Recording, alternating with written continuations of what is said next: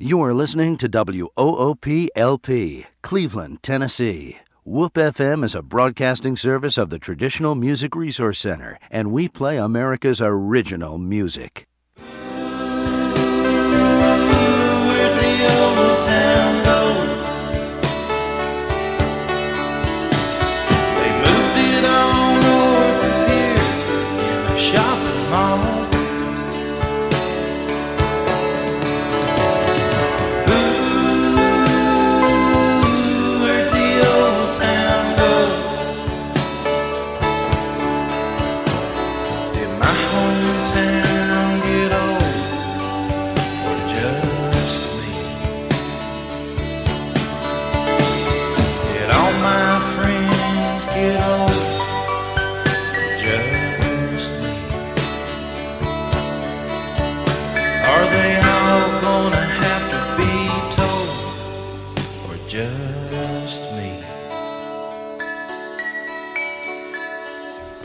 Good morning and welcome to Old Town Cleveland here on WOOP FM 99.9, or you can go to the internet at www.woopfm.com. You can call us here at 614-5553. Got a lot of special guests in here. Debbie Moore, tell me what's going on today.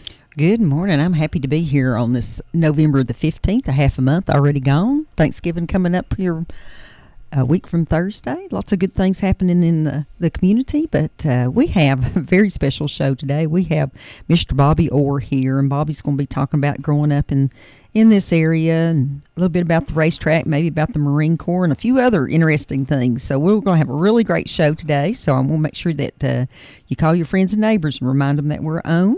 We also have Dustin Coleman sitting in with us this morning. I'm going to be heading to a baby shower here about 11 o'clock, and so Dustin's going to finish up the show with Bobby and Ron, and we appreciate him coming out on this cold morning to be with us. The something coming up real big since Bobby hangs around the racetrack a little bit still today. The Gobbler down at the Cleveland Speedway is going to be on the 21st. Dustin, tell me when it's going to be. You know all that information. Yeah, it's going to be on the 21st. It's going to be the 2014. Which is Friday night? It's a Friday night. Gates open at 3 or 4, sometime in there. Yeah. Races at 7 o'clock, and it's going to be a pretty big show on super late models, 50-lap race, $5,000 first place. Now, Bobby, you think that's going to draw a lot of cars? Draw a lot of cars. Good. And it's going to be the Southern All-Stars. Yep. I remember hearing that. Yeah. And explain to me what that means. Well, they're a circuit that runs at different tracks all over the country. Mm-hmm. That's big, isn't it? They are the super fast guys now. I'm talking about they get it on. Mm-hmm. All right. They'll turn that track. I'd say there'll be a new track record set this year at the Gobbler.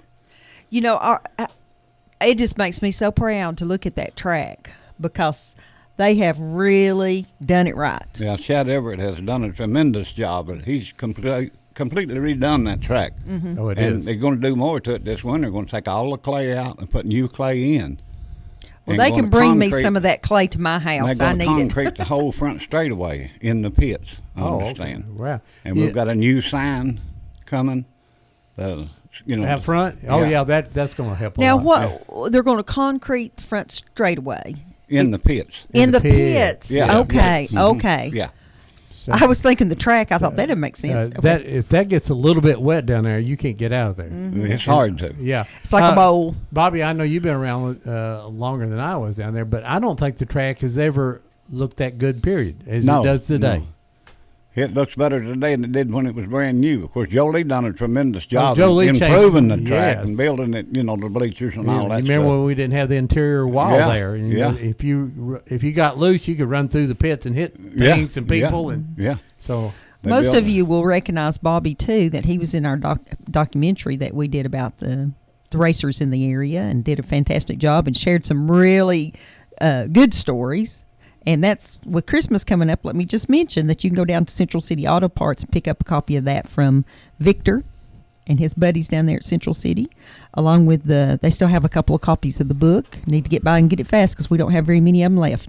And want to mention one other thing when we're talking about racing. I think one of the legends in the sports of racing, not just dirt track, but even into NASCAR, Bob Wright was a big-time engine builder. A lot of you around the area may know Dave Wright Jr., which Bob Wright's his uncle. And Bob passed away This week This sometime. week sometime. And I think the funeral is Sunday in Tunnel Hill. I can't remember the name of the location down there. There's not a lot in Tunnel Hill, so. But Bob Wright, and. But now, if you look at the old pictures, especially in our book, you'll see a lot of famous drivers from this area. Bob Burcham, help me out here, Joe Lee Johnson. The best drivers wanted to drive for Bob Wright. Yeah. Is that correct? Yeah. And Jerry Smith drove for him for a long Jerry time. Smith drove for him for a long time. That's And- Jerry Wildman Smith. Right. Yeah, Wildman right. Jerry That- Smith, yeah. He was just way ahead of his time. He engineered things on cars that NASCAR adopted. And he was forever getting in trouble, I think, because I'm sorry, is your hearing aid buzzing? He was forever getting in trouble because he would come up with new things and it would be tested on the track, and then the first thing you know, everybody else was doing it, like the rear end suspensions. And I don't know enough about cars to know that, but I know that Dave Wright could talk to you all day long about his Uncle Bob. Yeah. And Uncle Bob was driving at 82 years old and just kind of pulled over in the median, and I think he had some kind of medical emergency. And our sympathies go out to that family. And he not only ran races in this area, but he was in the early years of NASCAR. Well, yeah. Yeah, Right. they saw him when they raced on the beach on the sand. Yeah.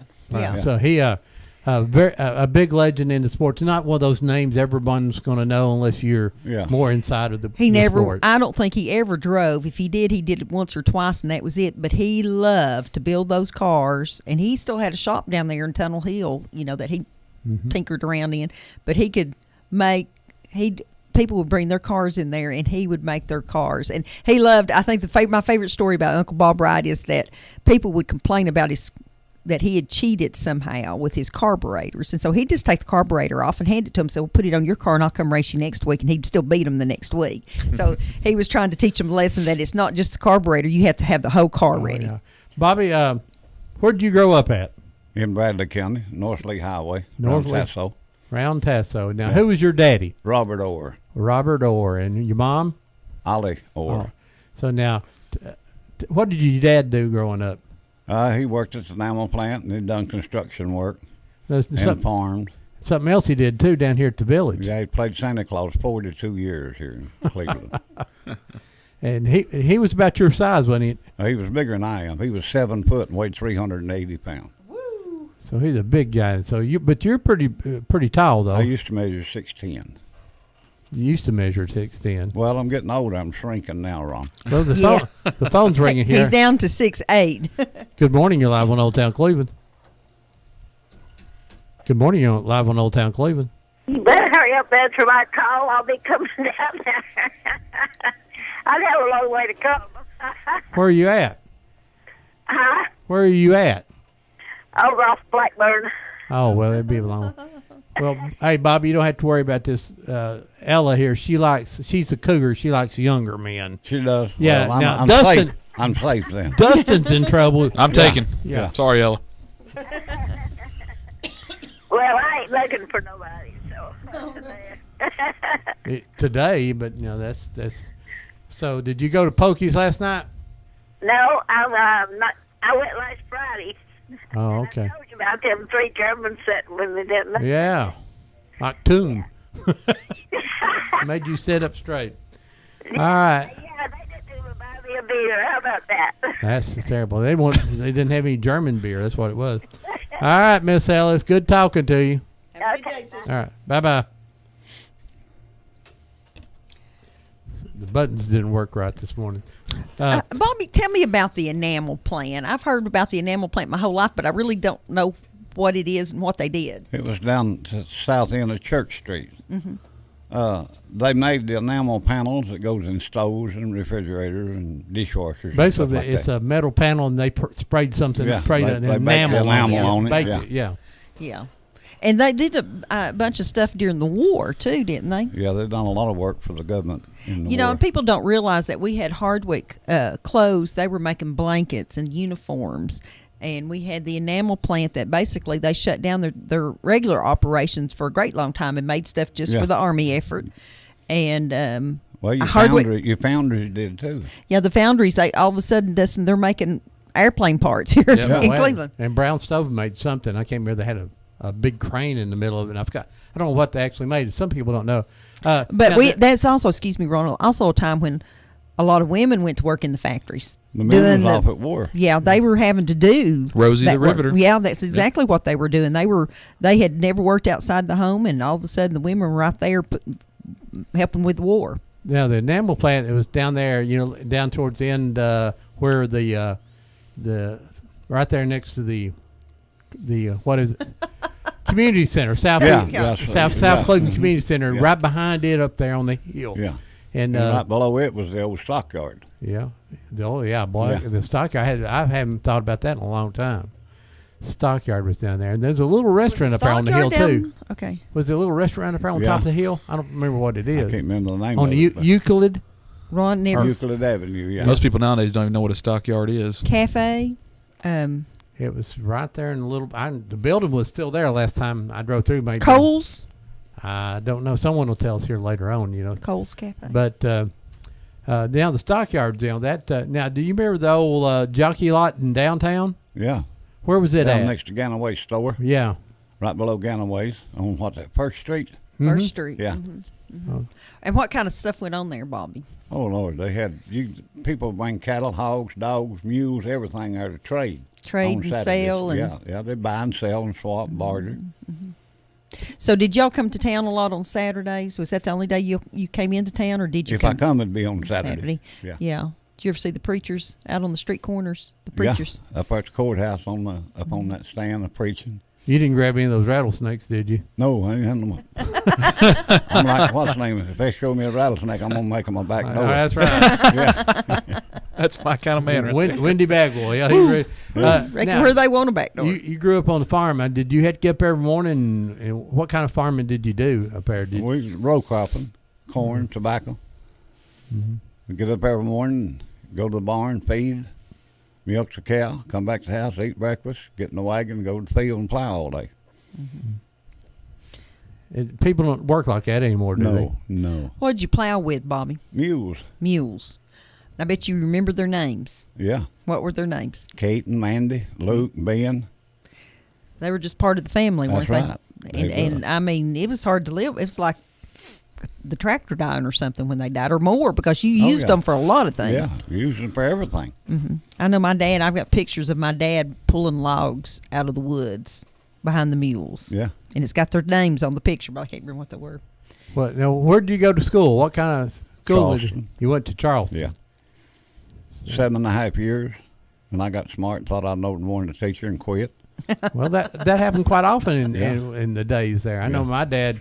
Well, you needed to work, I'm sure. Yeah. My dad quit in the 6th grade down here. He went to Tempton Hill right over here and lived right in downtown Cleveland. Yeah. He was a city boy, and they didn't farm any at all there, so you had to go to work and feed yourself. Yeah. So there was no Walmart back then, so you didn't go get things back then. No. So you slaughtered the hog about this time of year, didn't you? Yeah. As a matter of fact, I went Wednesday and dressed 2 up at the Amish. Oh, did you? Oh, Yeah. did you? Yeah. And so did you bought them or what? No. I just went up and helped them kill them Oh, okay. and dress them. Then went back Friday and blocked them out and trimmed them up for them. And they can't do that themselves? So or they can do it. They- I've been going up there for a couple of 3 years. They're good friends, so I go up and help them.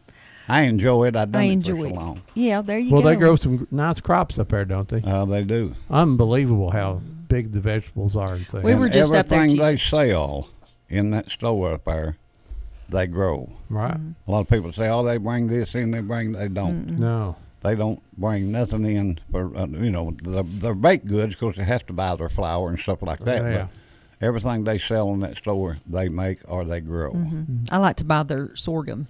Yeah. And some people get confused with us. They have all those horses, and someone scoops up all the horse droppings and put it over in a big pile, and they put that on the plants, and that's what makes the plants grow big. I mean, yeah, that's their fertilizer. right, Yeah, right. I mean- Just composting. Yeah. So it's It's composting. right. Yes.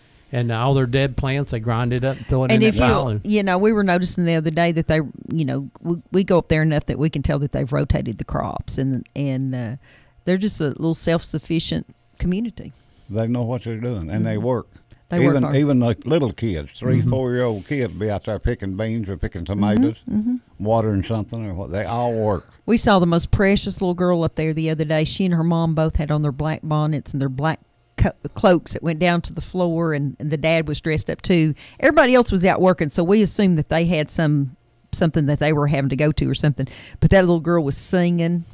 She was just, and it was just the voice of an angel, and it was so cute. And I was just would take her picture so badly, but I knew I couldn't. But Yeah, they don't like you to take no, pictures of them. I never do. Now I've occasionally taken pictures of the horses walking Yeah. on the treadmill, pumping the water out of the Yeah. creek, or their cement mixer they had hooked to an exercise bike. I always like to take pictures of that, but I never of them. The And they still have crops. If you guys are interested in going up there, of course, it's stuff like onions, and they had some tomatoes, but they look like they hothouse got tomatoes. kale and They got Carrots kale, sour and mustard all that greens stuff, and mustard And greens. radishes, turnips and that kind of radishes. stuff. Oh, the radishes. Sorghum. They had lots of sorghum. Their radishes were bigger than the tomatoes I grew this year.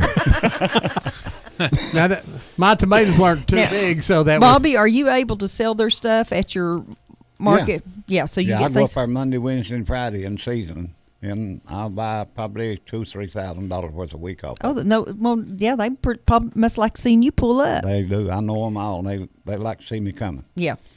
Well, now, here in the last couple of years, when we first started going up there, the men would not even, speak much to me or anything, but I think they recognize me now. Yeah. And they'll talk to me, Yeah. and they'll ask me about, did you read in so-and-so magazine? And I'm thinking, well, I must look like I read or something, and they'll tell me something about, a natural event or disaster or something, or ask me questions because I guess they think I watch the news too. Yeah. So what was the normal breakfast back in those young days when you're 6, 7 years old? Streak-a-lean, hot biscuits, gravy, and eggs. That sounds good. Yeah, it was good. But yeah, that's what you had in the morning, and Yeah. We growed everything we ate. so and then I guess after you grew it, you had to help your mom can it, pick it, and break Yeah. the beans, Yeah. and did you have a cellar for your taters? Yeah, and we had a stuff? basement under the house, a cellar. That's where we kept our potatoes up on the bank. We'd kill hogs. Mom would fry the sausage and can it in quart jars, turn it upside down, set it on the shelf. Mm-hmm. We cured our own meat. Had a smokehouse. Good living. The original Better than it is preppers. now. The original preppers right there. That's So right. now, what year was you born? 1939. 39. So, my dad was born in 29, 28. 28. And a lot of times we talk, people say when the Depression came, no one really noticed because, life went on here in Cleveland. If you had a Yeah. farm, it really didn't affect you much. Yeah. My dad said the only difference was the city folks would send their kids to stay with them 2 or 3 weeks. When they were out on the farm, they could take in 2 or 3 kids, and it wouldn't make any difference. This green beans are green beans, kind of thing that they'd have to care for other people's things. Now, I don't think a lot of people drink milk right from a cow anymore. No. It's different, isn't it? It's all pasteurized, homogenized. Yeah. They heat it and chill it real quick. But now the They milk. say it kills the bacteria, but raw milk never hurt me. Well, now if you start drinking raw milk today, though, it would change your life a little bit for a day or two, wouldn't it? I don't know. Well, I now mean, that's what I'm told is if you've been drinking this pasteurized milk, and then all of a sudden you drink some right out of the cow, it has different stuff in It it. has Yeah. the same stuff that we pay that extra in that yogurt to have. Those Yeah. It sort of lights That up. good Get bacteria activity, that we yeah. need. Yeah. It sort of cleans your system out real Yeah. good. So, Yeah, it would. yeah. That's Bobby, you, I know that you went into the Marine Corps. Tell us about that. 1956, August, I joined the Marine Corps, 17 years old. My dad had to sign for me to join. I hit Paris Island, South Carolina, the 28th day of August. It was 104 degrees. And I thought they were crazy. They hollered and screamed and went on at you, but they just trying to break you down and get your attention before they could teach you what they wanted you to learn. Did that work? It works. I guarantee you it works. Well, now let me ask get you. into a man real fast. So, won't it? Yeah. so you get there and you're 6'10", you're probably noticeable. Yeah. So did you get picked on more because you were so tall, or? Not necessarily.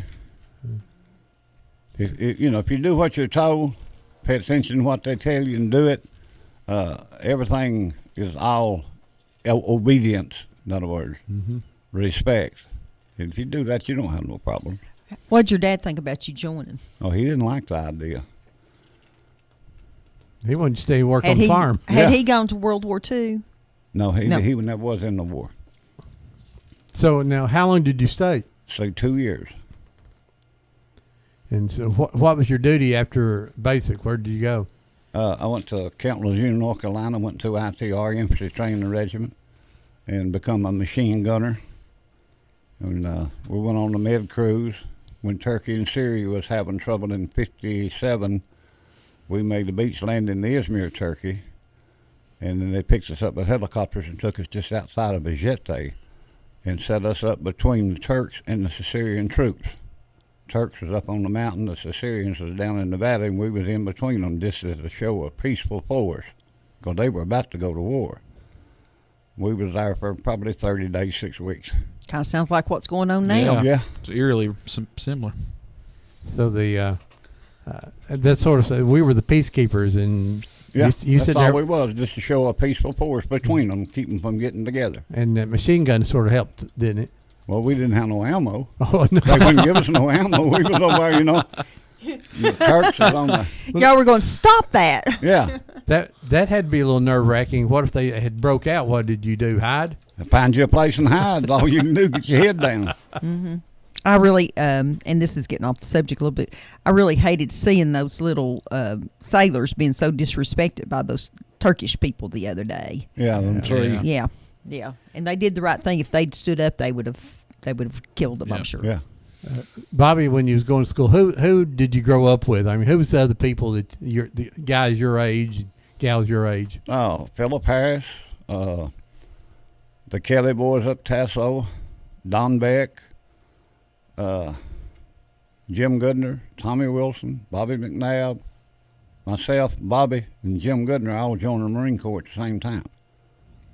Oh, I didn't know. Alvy went. Oh, yeah. 17. And so did you get to stay together much, or did they split you up after the No, island? we was all split up. Tommy didn't make good enough on his test to get in the Marine Corps, so they put him in the Navy. And then Bob McNabb, he stayed in there about 30 days, and they give him a medical discharge because he had a big birthmark on his jaw. And I said he'd bite it where it would bleed, and then they let him out on medical. So did you ever think you'd run that much in your life? No, we run everywhere we went in the Marine Corps. I guarantee you go out and fall in formation. They'd do a column right, double time. We run to the chow hall, we run to the rifle range, we run everywhere we went. And you didn't run that much when you was on the farm, did you? No. But you worked constantly, so I'm sure Yeah. you were in pretty good shape. But yeah, I was in good shape. yeah, it No took a little problem. while to get some lungs built up, I bet. So now you remember your drill sergeant's name? Yeah, What was it? Sergeant Thomas, Sergeant McCullough, and Sergeant West. And you got to know them very well. Yeah, you get well acquainted with them in a hurry. So did they have a nickname for you?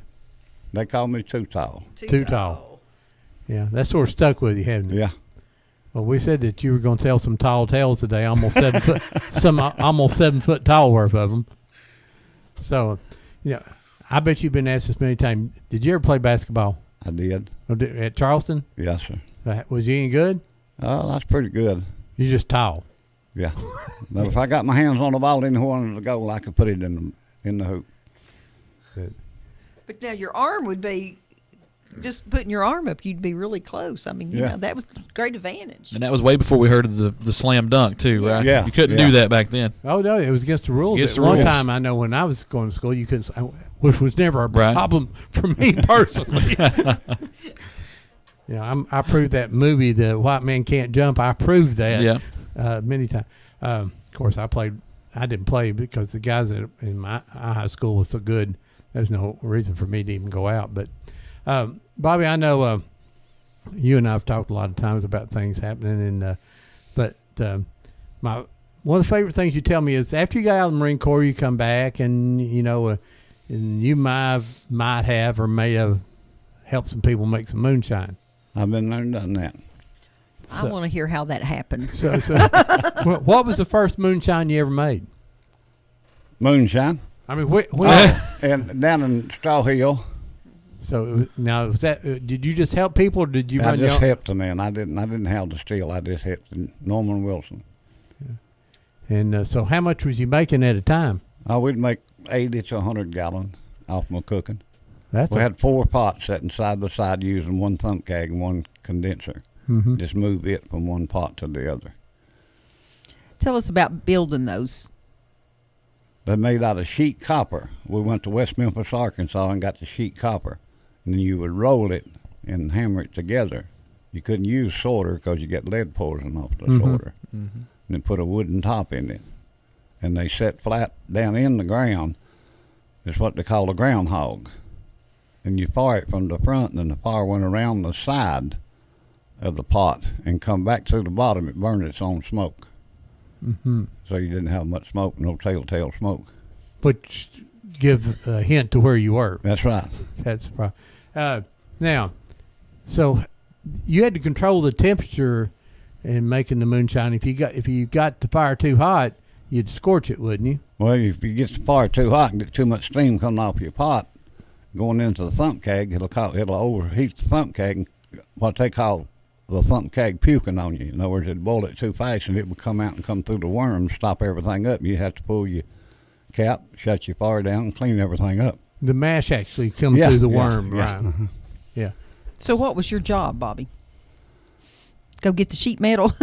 Yeah. No, that's the steel mostly carried out. And tell them how they tell the listeners how you carried You moonshine. take 2 sew sacks and sew them together and hang them across your shoulders, across the back of your neck, and down under your arms, and you put 2 gallons of whiskey in each tow sack, and that's how you carry it out. And called carrying out, you'd carry it from the steel off somewhere else in the woods, preferably in a gully, and hide it and let it set overnight. And you had so much alcohol and so much backings. You'd run a number of backings depending on how much alcohol you run. The next day you would go over and pour so much alcohol and so much backings in a wooden barrel, mix it, and then a spigot on it, you'd let it into gallon jugs, and it was whiskey then. So now, did you always just use corn, or did you ever make anything like with apples, or did you make those No, what they it- call a brandy, or No, it's corn that's all and rye. corn and rye? Yeah, And now the rye is a different taste than the corn, wasn't it? yeah. Well, you mix it. Oh, did you? Yeah. Mm-hmm. So now, how much did you get a gallon for it back then? Do you remember? Then it was like $8 and $10 a gallon. That's pretty good. Now, so what did you figure your cost was in it? Probably $2. That's not bad profit. No. So you made 80 to 100 gallons a week. Yeah. So well, see. Now, That's a lot you don't more- have to mention any names, but was it distributed locally, or how far away did this go? Was it getting some of delivered went to Chattanooga. Most of it was local. local? Okay. I mean, all the people we sold to's dead and gone anyway. Well, yeah. C.L. Pittman over in the Ward, Minnie Lewitt, Cleveland, Stop In, St. James House of Happy Feet. You know. Pittner, when I was with the sheriff's department years ago, we did a raid over there, which occasionally would happen. And I went into the closet, and there was a mason jar box there, and I opened it up and it had jars of white liquid in there. And I said, I found moonshine, but then there's little white rocks floating around in the bottom of it, and I couldn't figure out what those white rocks were. They'd put rock candy down in there to make it a little sweeter. Yeah. Yeah. So Yeah. Well, they used to take rock candy and white whiskey and make a cough syrup. A toddy, they called it. yeah, it was just still a drink, wasn't it? Well, people used it. If you got a bad cold or something all congested and stopped up, you could take a couple of spoonfuls of that and it'd cut it, break it up. Well, there was a time that was all the medicine Mama had. Yeah. And it cured just most anything. Moonshine, turpentine, and kerosene There you fixes go. anything. Yeah. Fix anything. Phew. Did you ever use turpentine when you got cut or something? Oh, yeah. Oh, yeah. Oh, Soot from the stove. Yeah, turpentine. Now, what's the soot from the stove do? It Stop keeps bleeding. bleeding, and so will You spider get- webs. Yeah. Yeah. Yeah. Not that I've rubbed too many spider webs on. Let me ask you this, Bobby. When we lived down on Tate Creek down in southeastern part of Bradley County, my dad would say that somebody was running a still, upstream from us. How could he tell that by looking at the water coming by? Well, they poured the mesh in the creek. Okay. So that was that stuff floating on top of the Yeah. water. Okay. He'd say, I need to go visit so-and-so. He's got a new batch brewing. Yeah. Hey, you're listening to Whoop FM, Old Town Cleveland, here on 99.9. You can go to the internet at www.whoopfm.com. Today in the studio with us, we got Too Tall here with us, Bobby Orr, and he's telling us about some moonshine, and we're going to ask him some more stories about that because he named names, and I like that. And a special guest in with us, Dustin Coleman, my son-in-law. He's here, and we got our first call. Good morning, caller. You're live on Old Town Cleveland. Good morning, Ron, Deb, and Dustin. How you doing? We're Doing good, great. Bullet. How are you? I want to ask Bobby, does he have a little bit of that left over? I need a couple swigs. No, I ain't got none. But if you come up here after show, we could probably point you in the right direction. Yeah, we can tell him which side of town to go to. I think I met Bobby one time. Did he used to work for Max Carroll? Yeah, I used to do Max's pool. I met you one time over there. yeah, And that's been a long time ago. yeah, it has. But no, I was listening at you saying that after it's good for your cold. So I think I told him that about a week. Well, if you drink enough of it, you won't give a damn if you have a cold. That's right. You won't be worried about the cold. Won't be worried about it. Thanks, Bullet. All right. Well, Bye-bye. Bobby does run the fruit stand out on 64 Highway, almost to the curb, almost to that big intersection out on Durkee Road. Yeah, Now they have it looks widened like it out. it looks like a big interstate exchange. I think all that work's being done to benefit Whirlpool and all the fine folks that work out there, and they're transporting their transport trucks. Bobby likes all that additional traffic. I'm by sure his he building. does. I like it. What you got in the shop right now? I got oranges. Oh, you do have tangerines, oranges. pecans, I need some tangerines. peanuts, tomatoes, apples. Had some huge mums out there too. Yeah, And Yeah. hit and miss motors. Yeah, he's got his once the cold weather started, he kind of moves it all indoors, and when you go in, then you get to see all of his artifacts. He's got some old Maytag motors. And you have always have firewood and Yeah, I hickory have and stuff like firewood that. year round. Yeah. Good morning, you're live on Old Town Cleveland. He wants to tell everybody that hit and miss motor back there sitting there in that old washer tub is a washing machine, but if you get right down close to it and smell that pump water. That's how you get stuff in the jar, Bob. Well, I know that he is a connoisseur of banjos and fiddles, too, just like I am, and we sat up there one day, me and him, and he was showing me all that stuff back there in the back, but he squeezes his own lemons, and you have to watch him. He says it's lemonade, but it is. It's lemonade, all right, but it'll knock your head off. Yeah, and I still got that banjo you offered me $800 for. Well, see, I told you needed to sell me that thing, and but anyway, I was listening to y'all, and I heard that. Hey, Bob, are you going to come by and get your card today? No. Okay. I'm not. Well, I'll put it back in a safe place then. Well, just handle it for me, and I'll come by there one Saturday and get it. I'm having to look after Daddy today. I understand. All righty. Anyway, take it easy, Bob. Okay. I'm enjoying all that. Good to hear from you, buddy. Hear from you, buddy. Bye-bye. Now, do you know a story on Bob Gill you can tell? I guess I better not tell that. Well, now that has to be really bad if Bob doesn't tell it. I want to mention before we go on that tonight at the VFW from 6 to 10 p.m., the Inman Street Jazz Band. So if you missed them last Monday night, this is a good time to come up with them. They're having a Veterans Italian dinner and concert. And it's a fundraiser, I believe, to do local activities here. Honor the veterans. Yeah. It's going to go, the money's going to go to a good place. It's at the VFW from 6 p.m. to 10 p.m. tonight. Be there. Support them. Sounds good. And Fro Daddy from here at Whoop Radio is is the MC of the event. So I think he actually sang Monday night. Oh, well, then I was going to go then. That'd be a reason not to go, huh? Yeah, right there. That changed everything. Bobby, so how long did you operate Moonshine or the Steels there? Oh, for a couple of years. Yeah. And now Did you have any trouble from the law? Yeah, once in a while. So you told me somebody shot at you one day. Yeah, Big Barger shot at me, and I was a half a mile away from him running. Hold on a second. It's imagine what gear you can shift in. We got a call coming in. Good morning, live on Old Town Cleveland. Hey, Ron, when I heard Bobby mentioning, y'all mentioning banjo and fiddle, that just rung a bell with me there. Did Bobby Orr, did he ever know Roy Ledford or Wally Clayton or Odell Suits or does he? And I've got a collection of banjo and guitar. I've got a fiddle and a whole bunch of stuff. And I don't mean to be getting off the subject or nothing, but I would like to talk to Bobby Orr, and I wonder if he was one that used to have a CB, and when I was a kid, or if he's kin to any of them,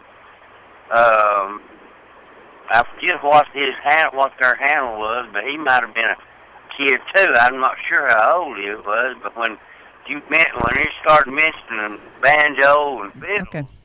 now that struck a What was your CB handle, Bobby? BB. BB. Yeah, and I know Roy Ledford, Wally Clayton, and all of them. And matter of fact, I'm taking banjo lessons from Donald Good now. Yeah, Donald was good. Donald's a good banjo picker. Yeah, well, he just recently had open heart surgery here about 3 weeks to a month ago, so he's about to get recovered. Yeah, I know it. He teaches down at Mark's. Yeah. And I like Donald and everything. And anyway, that just struck a bell there. Okay. Well, I hope you learn something. Maybe me and you can get together sometime. There you go. Well, just come on out to Frederick Stand and bring your banjo. We'll do something if it's wrong. Yeah. All right. And if you buy the oranges, you get to play 2 songs. Yeah. Bob said. Where'd you say come to? The fruit stand, when you get to the intersection of Durkee Road at 64 Highway, you come one shop north. You have Calfee's on the corner, and then you have Bobby's fruit stand. He's got a van out there painted with fruit on it and a buggy sitting out there. Right there coming from Yeah, right above Calfee's store. Yeah. Okay. All right. Come out and visit him sometime. Hey, I bought tomatoes and stuff from you. Well, good. I appreciate it. You can play 3 songs now. Now you get 3 songs in. All righty, Sid. Bye-bye. Bye-bye. Now, tell us about the day you got shot at. What was going on that day? Well, me and Norman was running bats, and I was carrying out, and we were just right off of the edge of the road, just right over a little hill, and I come up on top of that hill and started carrying out, and I seen something shiny down on the road. And Hold your thought there. Let's get to this call. We'll turn that off in a second. Good morning. You're live on Old Town Cleveland. Yeah, this is Maxine Handy. I work for Bobby Orr at the fruit stand. Yes. Ask him what happened when he called his friend Jack the Crack, when they was young. Okay, we will. Thank you. All right. Jack the Crack. We'll remember that. All right. Okay, let's turn the phone off just a second. Moonshine Story, then Jack the Crack. Okay, go. All right. but I seen something shiny down on the road, and when you're doing something illegal, you be more alert. And I looked, and there's 3 or 4 cars down there, and I knew what it was, so I just went back out there and picked up a rock and throwed it down towards the steel. Norman looked, and I just held my hands up, motion take off. Well, he just dropped the bucket and run, grabbed his dog and run. And I let out running, and there's a guy stepped out behind the tree and hollered, "Halt!" Well, I stiff-armed him and never did slow down. And I run. Sort of got him right in the nose, didn't you? I got him right between the eyes. And, of course, I had a hood on that pulled down over my face. It's cold weather. And Of course, I'm sure they didn't know who that 6'10" person was well, running they couldn't by. identify me anyway. But I went over and hid my whiskey under the church, got in my car, and went home. In about an hour or so, Barger and Paul Jones was sheriff. Paul had a broke leg. They come up there, opened the door, and slung his leg out, and talking to me. And Barger said something about making whiskey. That's what he's talking about, Mr. Barger. And Barger and my daddy were great friends. And he said, "I'm going to have to arrest you." I said, "Well, is it all right if I drive my car down there? Because I won't be staying long."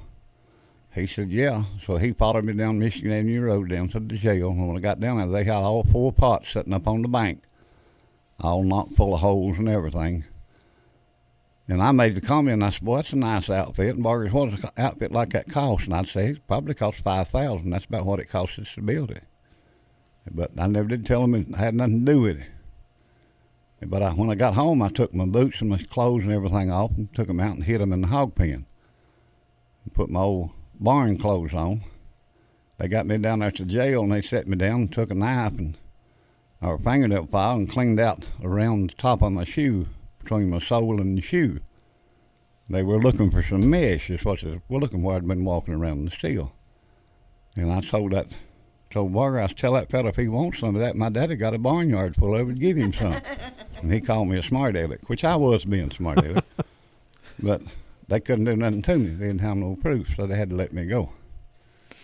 So Barger said, I know it was you. I said, if you're going to shoot at somebody, Mr. Barger, you're going to get a long barrel gun. You can't hit nobody with a little pistol. Because I'd done free and clear then, you know. Well, you're just glad he didn't. It wasn't a good shot, right? Yeah, yeah. So that Jack the Crack you're talking about, Jack Long was up at Tasso when we were kids. I'm talking about 8, 9 years old. We was on one side of the creek and he was over on the other. And we called him Jack the Crack, and it made him mad. Well, he picked up a rock and throwed it and hit me on my finger. And I swear it felt like he broke my whole arm. That rock hit my finger. It swelled up big, and I hated him for a week, you know. But now he's one of my best friends. He comes out to Fred and sits with us all the time. Probably out there now. He was when I left. Bobby, explain the difference between moonshine as you guys used to make it and this stuff now you can get like up in Gatlinburg. You can get that. I think it's more like flavored whiskey or something like that. But I've had some Dayton Mountain moonshine, and it's not what you buy up there in the jars from like Gatlinburg. It's for the listeners, what's the big difference between the two? Well, they put too much backings in it. They cut it, weaken it way down. Yeah. Okay. They only allowed to sell it like 60 or 70 proof. Right. What we was making was 80 and 90 proof. You know. And you could feel it. Yeah, you could feel it. And it burned all the way down. All the way down. But now you could give them that 160, 80 proof if they wanted it, couldn't you? Well, no, you don't want to sell that, because you run so much of your alcohol, so many gallon, say 60 gallon, and then you run 30 to 40 gallon of backings, and you mix it back to cut your whiskey down to what octane you want. In other words, how strong you want it, what proof you want. Now, could you take it and shake it and know what the proof was? You get the bubbles, how quick the bead, how quick it goes away tells you that, right? Yeah, how fast it moves up and down in it. And then if you lit it, it'd burn sort of blue, right? Blue. If it burned red, there's something wrong with it, right? Or yellow. Yeah. So it's weak. Yeah. What did? Who else ran moonshine sales around town? Gordon Clark.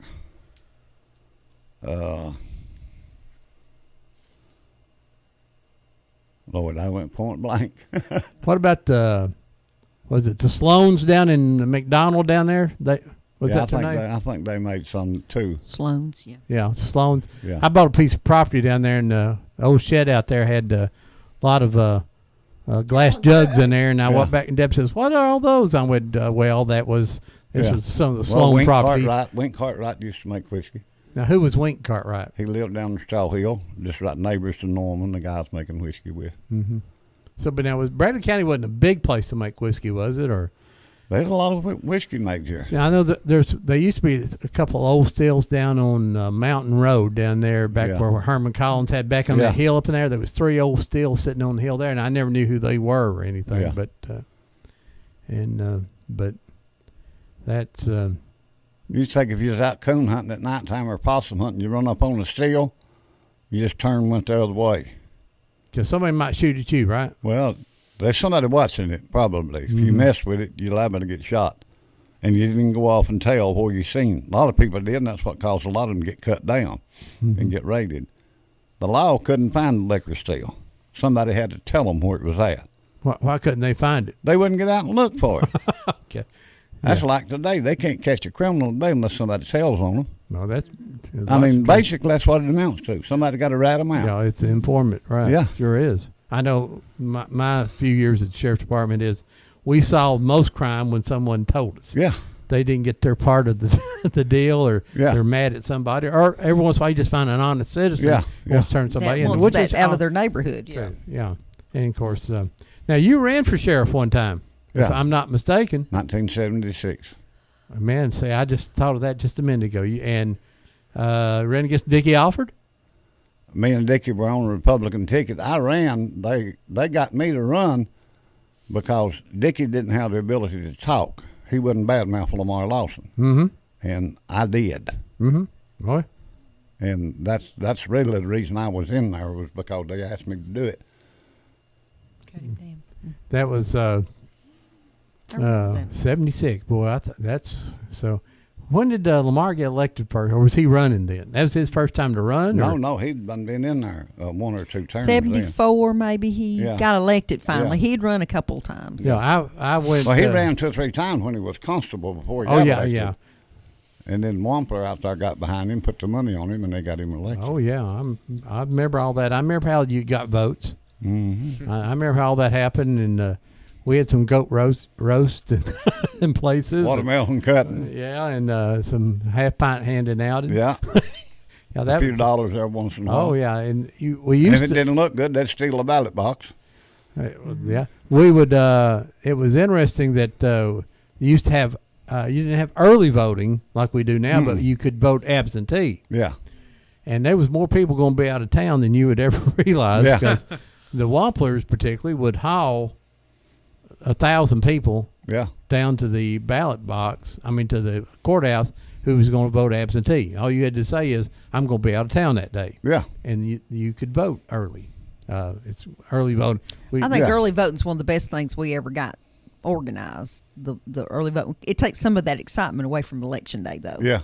That used to be you just worked hard that day and it was over with. I want to mention, while we're kind of stopped here for a second, our good friends down at the Red Ribbon on Central Avenue. It's located close to in between the old YMCA and Joe Rogers Office Supplies. They're having their Christmas open house today, and they're giving away some free gifts. And go by there and see her great Christmas stuff, and that'll be going on from 11 to 3 today. There's refreshments and gifts, and they also carry my book, Confederate Voices. If you haven't picked up one of those, that's the place in town to go to get one of those. And Bradley County in the 60s and 70s was a pretty mean little old town, wasn't it? I mean, there was some gambling going on, and the old honky tonks, and do you remember the Crow's Nest? And what was the one across the street there? Crow's Nest and the Starlight. And Starlight Lounge. And then Snooks. What's his name? You talking about the bootlegger? Yeah. Snorts. Thank you. E.T. Howe. Yeah. See, I never knew his name. I just knew He used to be down here where the across from where the Ford. Somebody place gave used us to be. a picture of him, and Ron didn't recognize him. All I recognized was his arm, about like this. I could recognize this part of him, but couldn't recognize the rest of him. Yeah, because that had that old fake machine gun out there on 64. Mm-hmm. Who was the other bootleggers? Snort and Rusty Farmer, Rusty and Nub Stevenson, Shell Pittman, Runyons. Runyons. Who was the guy back there in the curve down near East Cleveland School? If you come down East Runyons, and you could drive right from where Bill Chase's garage was. Yeah. Those are the days. But Bradley County was, who was some of the guys that just, who was the troublemakers in town? Do you remember? Besides you. Well, back when I was young, Sleepy Sullivan was one of the meanest. Boy, now that's my great uncle was Clifford Moore, and he was a boxer. He boxed and everything like that. And him and Sleepy Sullivan would get face to face, and then Sleepy would back off, and they were both pretty glad that they did. Yeah. I've always heard that name, Sleepy Sullivan. Yeah. Well, Jack Fennell. Jack Fennell's one of the toughest men in town. Mm-hmm. I don't know Jack Fennell now. His brother was a city policeman here for years. Yeah. We all called him Lard Arm because he was so big. Yeah. Lard Arm. Arm. I love that. So, now, Sleepy, where did he hang out down? Wasn't he down here downtown near Max's pool room or something like that, where he hung out? Or yeah, most of the time he hung out at Rusty's, what they call a log cabin, up there where the drugstore is now. Yeah. Yeah, that's where I That's heard one about. thing that we want Bobby to help us talk about too, is the old downtown. You were name some of the shops that you used to go to downtown. Oh, like Abel's Hardware, Grand Lunch was across the street from the courthouse. Mm-hmm. Henry Evans had a grocery store right up the street from the spot. Lordy. Now, at Abel's, what could you get at Abel's? Anything you needed? Anything you needed. From a bicycle to a fruit jar. They had it all just about. And what they didn't have, Ganaway's had. They had all the leather tack and pots and pans, lard cans. And Boy, I just tubs. used to love to go in the Ganaways just to smell all that tack. Yeah. That leather and those, Yeah. you know, and you're a little boy, you're going through there and they got a saddle. Yeah. Oh, you know, yeah. I've got to have me a saddle, although I didn't have a horse, but I wanted a saddle. Yeah. So, now, you talked about who were some of the musicians around town? You talked about Wally Clayton and Wally Clayton. Now, do you remember Ron's dad and uncle, Sweet William and J. Lake Moore? Yeah, I'm naming the names. Remember yeah. them? Yeah. they started They on were a little bit- WBAC when it first Yeah. started. You were a little bit young for them. Yeah. My uncle ran that pawn shop over in the ward, Yeah. Bradley Pawn Shop. Galt at Inman. Yeah. So Clark's old building. Mm-hmm. Arthur Clark. Arthel Clark. So now, why did you get out of the whiskey business? Why did I get out of it? Uh-huh. I got afraid we were going to get caught and get sent off. Well, that makes sense. You got tired of getting shot at. Well, I was unloading over St. James House Happy Feet one day, and I come out of the ward and come down there and turn right at the Sinclair station, and this county policeman stopped me. I got out, went back to the car, and he said something about unloading whiskey, and I said, "What are you talking about?" Raymond Dixon's who it was. He Raymond lived on Dixon, there, a yeah. good man. He said, "I know. I just watched you unload 15 gallon up at House Happy Feet, so I know you got liquor." But he said, "You're my friend. Your daddy's my friend. I'm telling you, the federal is fixing to come in here." And he said, "You and Dino McKenzie, Dino. gone now, Yeah. but said y'all are on the list. So get rid of what you got and cool it for a while." I said, "Okay." So I left and went and got made a call. Dino met me down at Jug Jordan's store, and I told him what I'd been told. He said, "All right," because we were good friends. And he realized they was watching his barn. He had a bunch in the barn, stacked in behind the hay. Well, the barn burnt down. They couldn't find no liquor when the barn burned to get him on nothing. And for 2 weeks, everywhere I went, they followed me. I could look up and that sedan be back there following me, make 2 or 3 turns, and there'd be a nothing fall in. But somebody followed me everywhere I went. I finally stopped up there at the courthouse one day at the red light and got out and went back. I said, "You boys want to ride with me or you want me to ride with you, save gas?" And of course, they didn't know what I was talking about. That's who was all the policemen that you remember growing up? Oh, Lord, Oswald Davis, Lucy Goodman, the chief of police of the city, Big Hand Snyder, Bernard's father. His father. Okay. Yeah, well, his name was Bernard too, wasn't it? West was Bernard's son. Yeah. Yeah, but yeah. So Bernard, his father, they called him Big Hand because he had a hand on him out of this world. If he ever hit you or got a hold of you, you'd had it. Mm-hmm. You know, J.D. True, Lee Smith, Lee Varnell was constable. Mr. Howard, that was constable for years. Paddlefoot, they called him. Never owned a car, rode in a taxi cab everywhere he went to serve his warrants. That's good.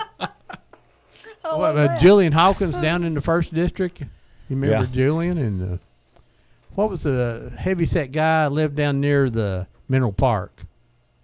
Jack Ellis. Ellis, yeah. Yeah, the big guy. He worked for Sam Cannon for years. Yeah. Yeah. So, what all the sheriffs do you remember? Paul Jones and Bill Gibson. Bill Gibson, Paul Jones, of course Lamar, Sam Cannon, point blank again. Oh. Wendell Davis. Yeah, Wendell Davis. I remember him. Chastain, Dewey Chastain was acting sheriff. Right.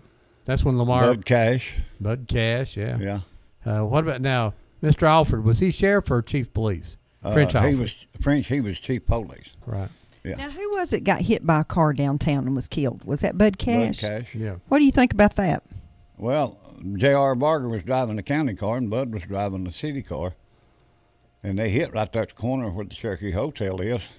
And they were both running 33 traffic, had their lights on. And I know Bud's son for years wanted to kill Barger because he thought he killed his daddy.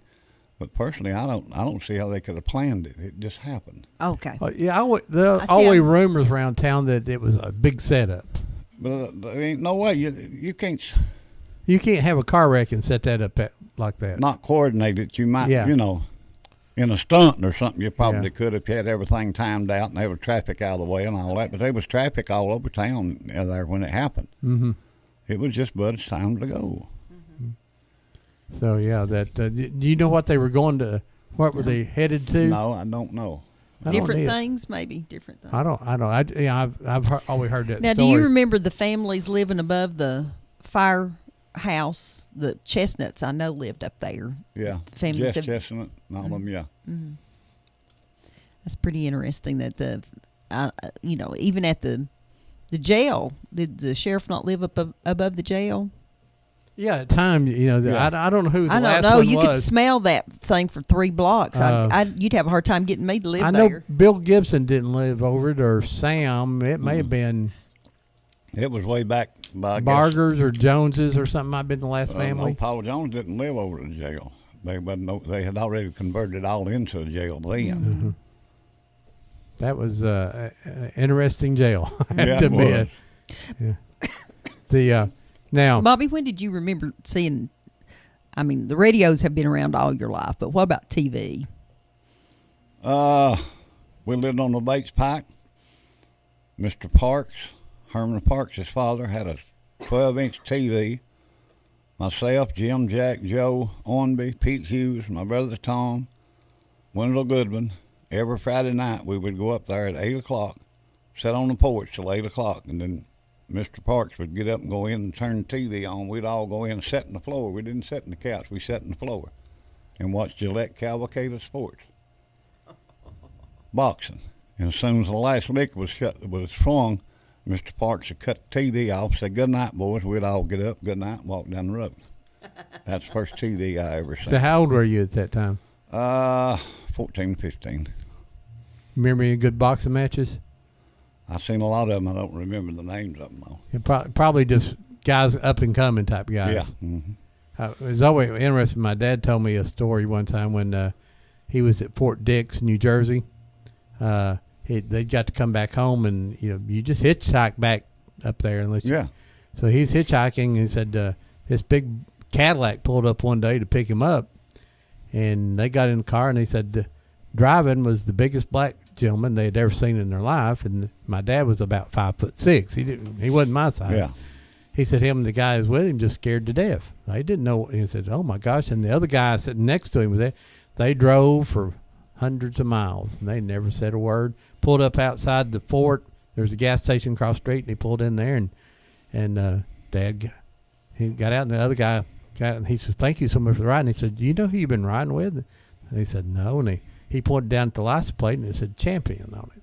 Went up there, Jersey Joe Wilcox, the heavyweight champion of the world. They'd rode hundreds of miles with him. They too scared to talk. That was a different time, Yeah. So I thought that was always interesting. I always thought it was funny. I said, Dad almost meet Jersey Joe Wilcox, but afraid to say anything.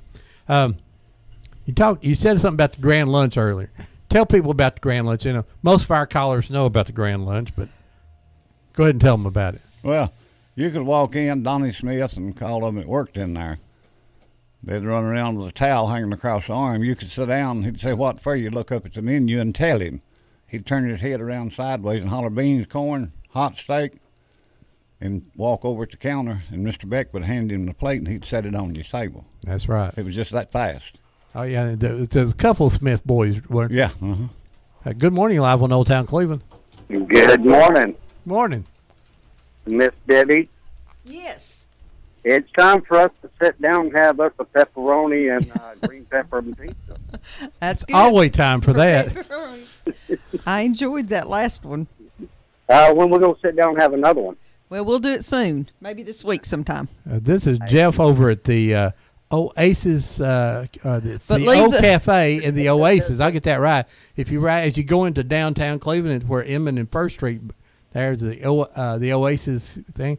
They have a little deli in there, and got some good food, and have frog legs sometime, and I get tell him if he wants a good bologna sandwich, come down to the Speedway and get one of their bodacious bologna. Now that is a good sandwich. I have to admit that's a it's good one. It's 3/4 of an inch thick. Oh yeah. Now that sounds like Mr. Tom. Yeah. So so what's your special this week? We're looking at soup this week with the weather like it is. Yep. That'd be good. Sounds good. And are you doing your pizza delivery? Yes, sir, we are. Hunt's Pizza delivered directly to your house or to your downtown area, right? Yes, sir. So just give them a call. Tell them your phone number. It's 584-7784. I may be wrong on that last part. I never call it. So if that's not it, call somebody else. Yes, call somebody else. Thanks, Jeff. Thank you, Miss Debbie. Bye-bye. Have a good week. All right, Bye-bye. bye-bye. Well, folks, this first hour has gone by quickly. It's already the top of the hour, and we're going to take a little short break here and be back with you in just a few minutes. Always, as we come back out of the break, we play Gone Home and dedicate that to all the people who have passed away this last week. So Uncle Bob Wright. That's right. This song goes out to him and to his family and all these other families here in town that if you've lost a loved one this week, this song will be for you. And we'll be back here. And about I'll be gone, 5 but minutes. I'll be back next week. All right, Bye-bye. bye-bye.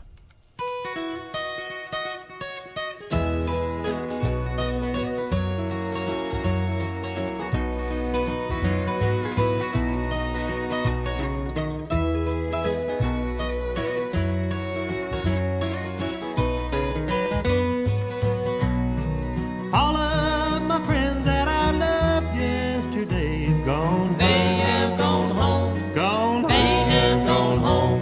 The songbirds are singing. The dells seem to say have gone home. They have gone home. Gone home. They have gone home. They've joined the heavenly fold.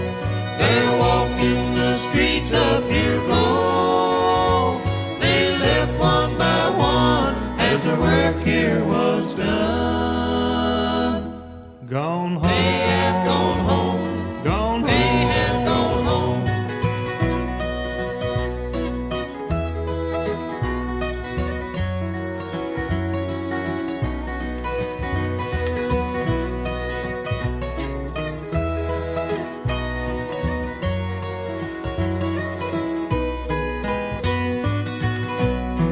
Life here is lonely since they've gone before. Gone. They have gone home. Gone. They have gone home.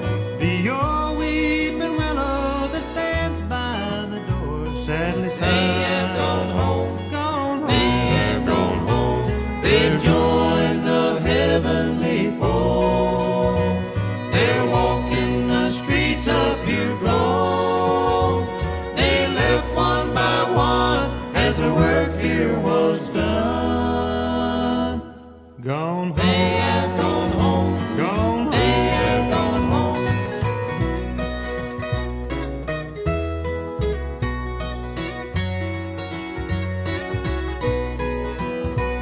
They've joined the heavenly fold. They're walking the streets of pure gold. They left one by one as their work here was done. Gone home. They have gone home. Gone home. They have gone home.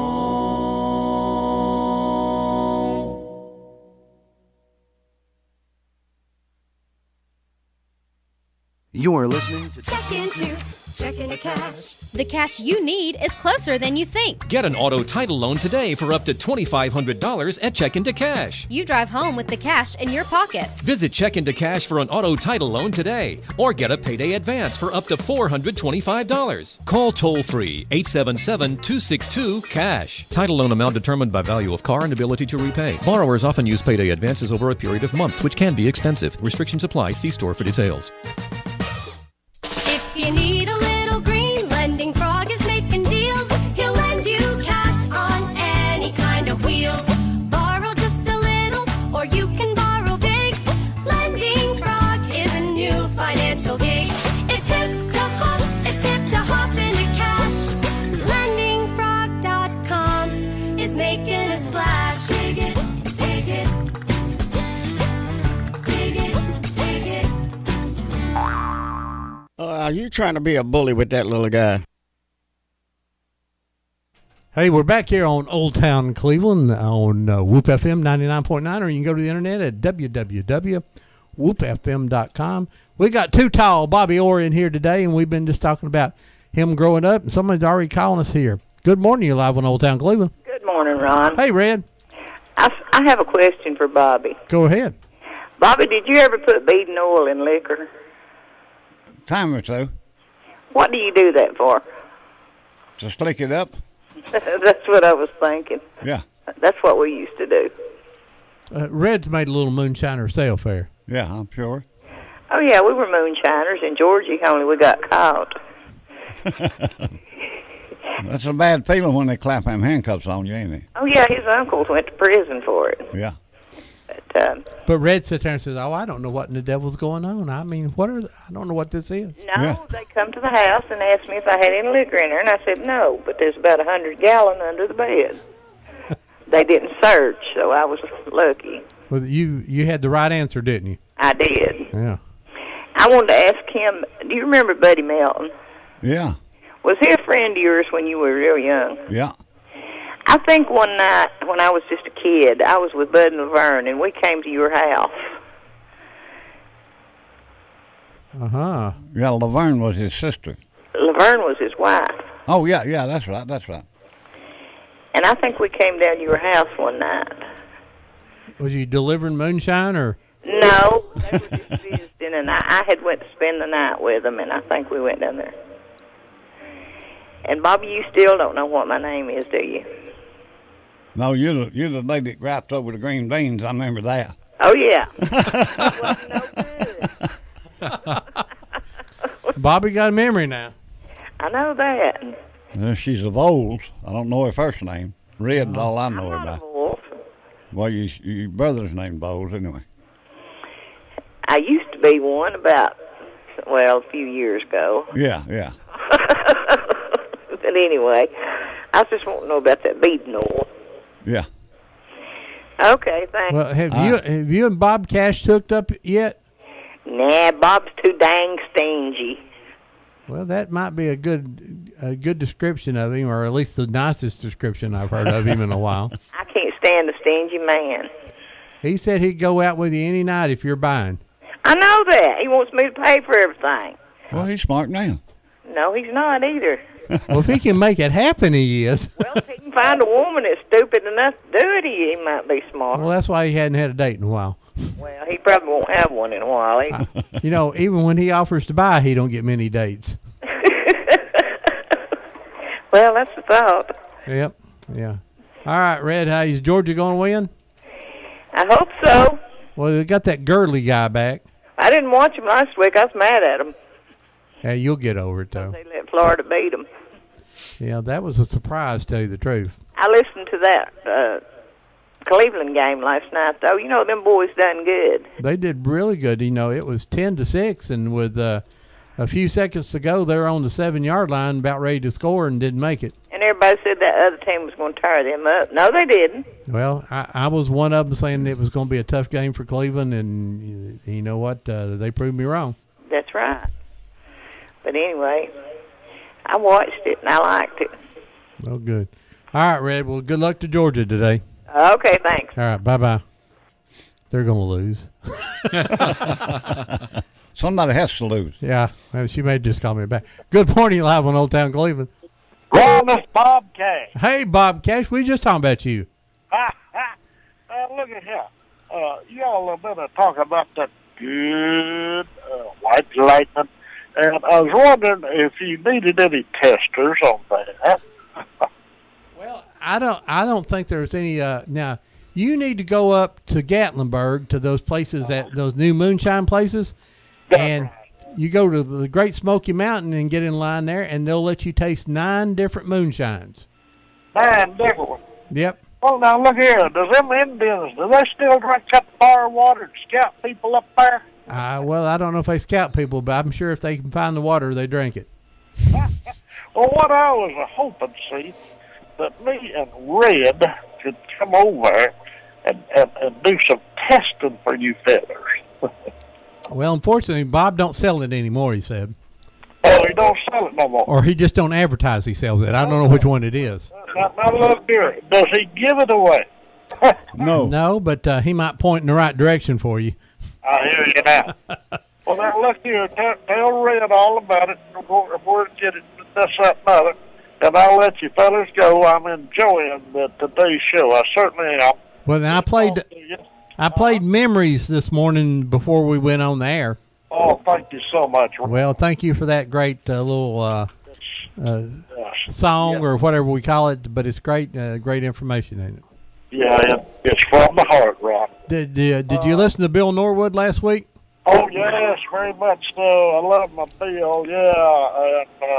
And he done a good job. And that turnip hole, that makes me cry every time, Ron. Well, it gets me too, I have to admit, Bob.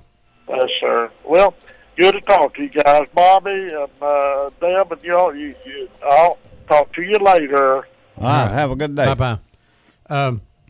Of course, now, folks, we got Bobby Orr in here, and if you need vegetables and fruits and firewood, it's out on 64 Highway right near Durkee Road. It's out there. Just go out to his stand, and he'll show you interesting stuff and mums, and he got all kind of stuff there. And in the summertime, he got a lot of stuff. Good morning. You live on Old Town Cleveland. Morning, Ron. Hey. Really enjoying the show this morning, particularly Mr. Orr talking about the whiskey making process. It sounds to me like there's a lot more involved in making whiskey than a lot of people suspect, in that that's true with most things. But I found it interesting about burying the pots and having the fire go around it and burning the smoke. Sounds like there's quite a bit of science involved, but really enjoying it. My dad used to do some mechanic work for some haulers here in town. They had a bunch of Mercuries, and he kept the air lifts on them and did all the mechanic work. And that's the only involvement he had. But all he was doing was practicing his craft, and I think he built some engines for him and so forth. And you sure never had to worry about the pay. It was always right there.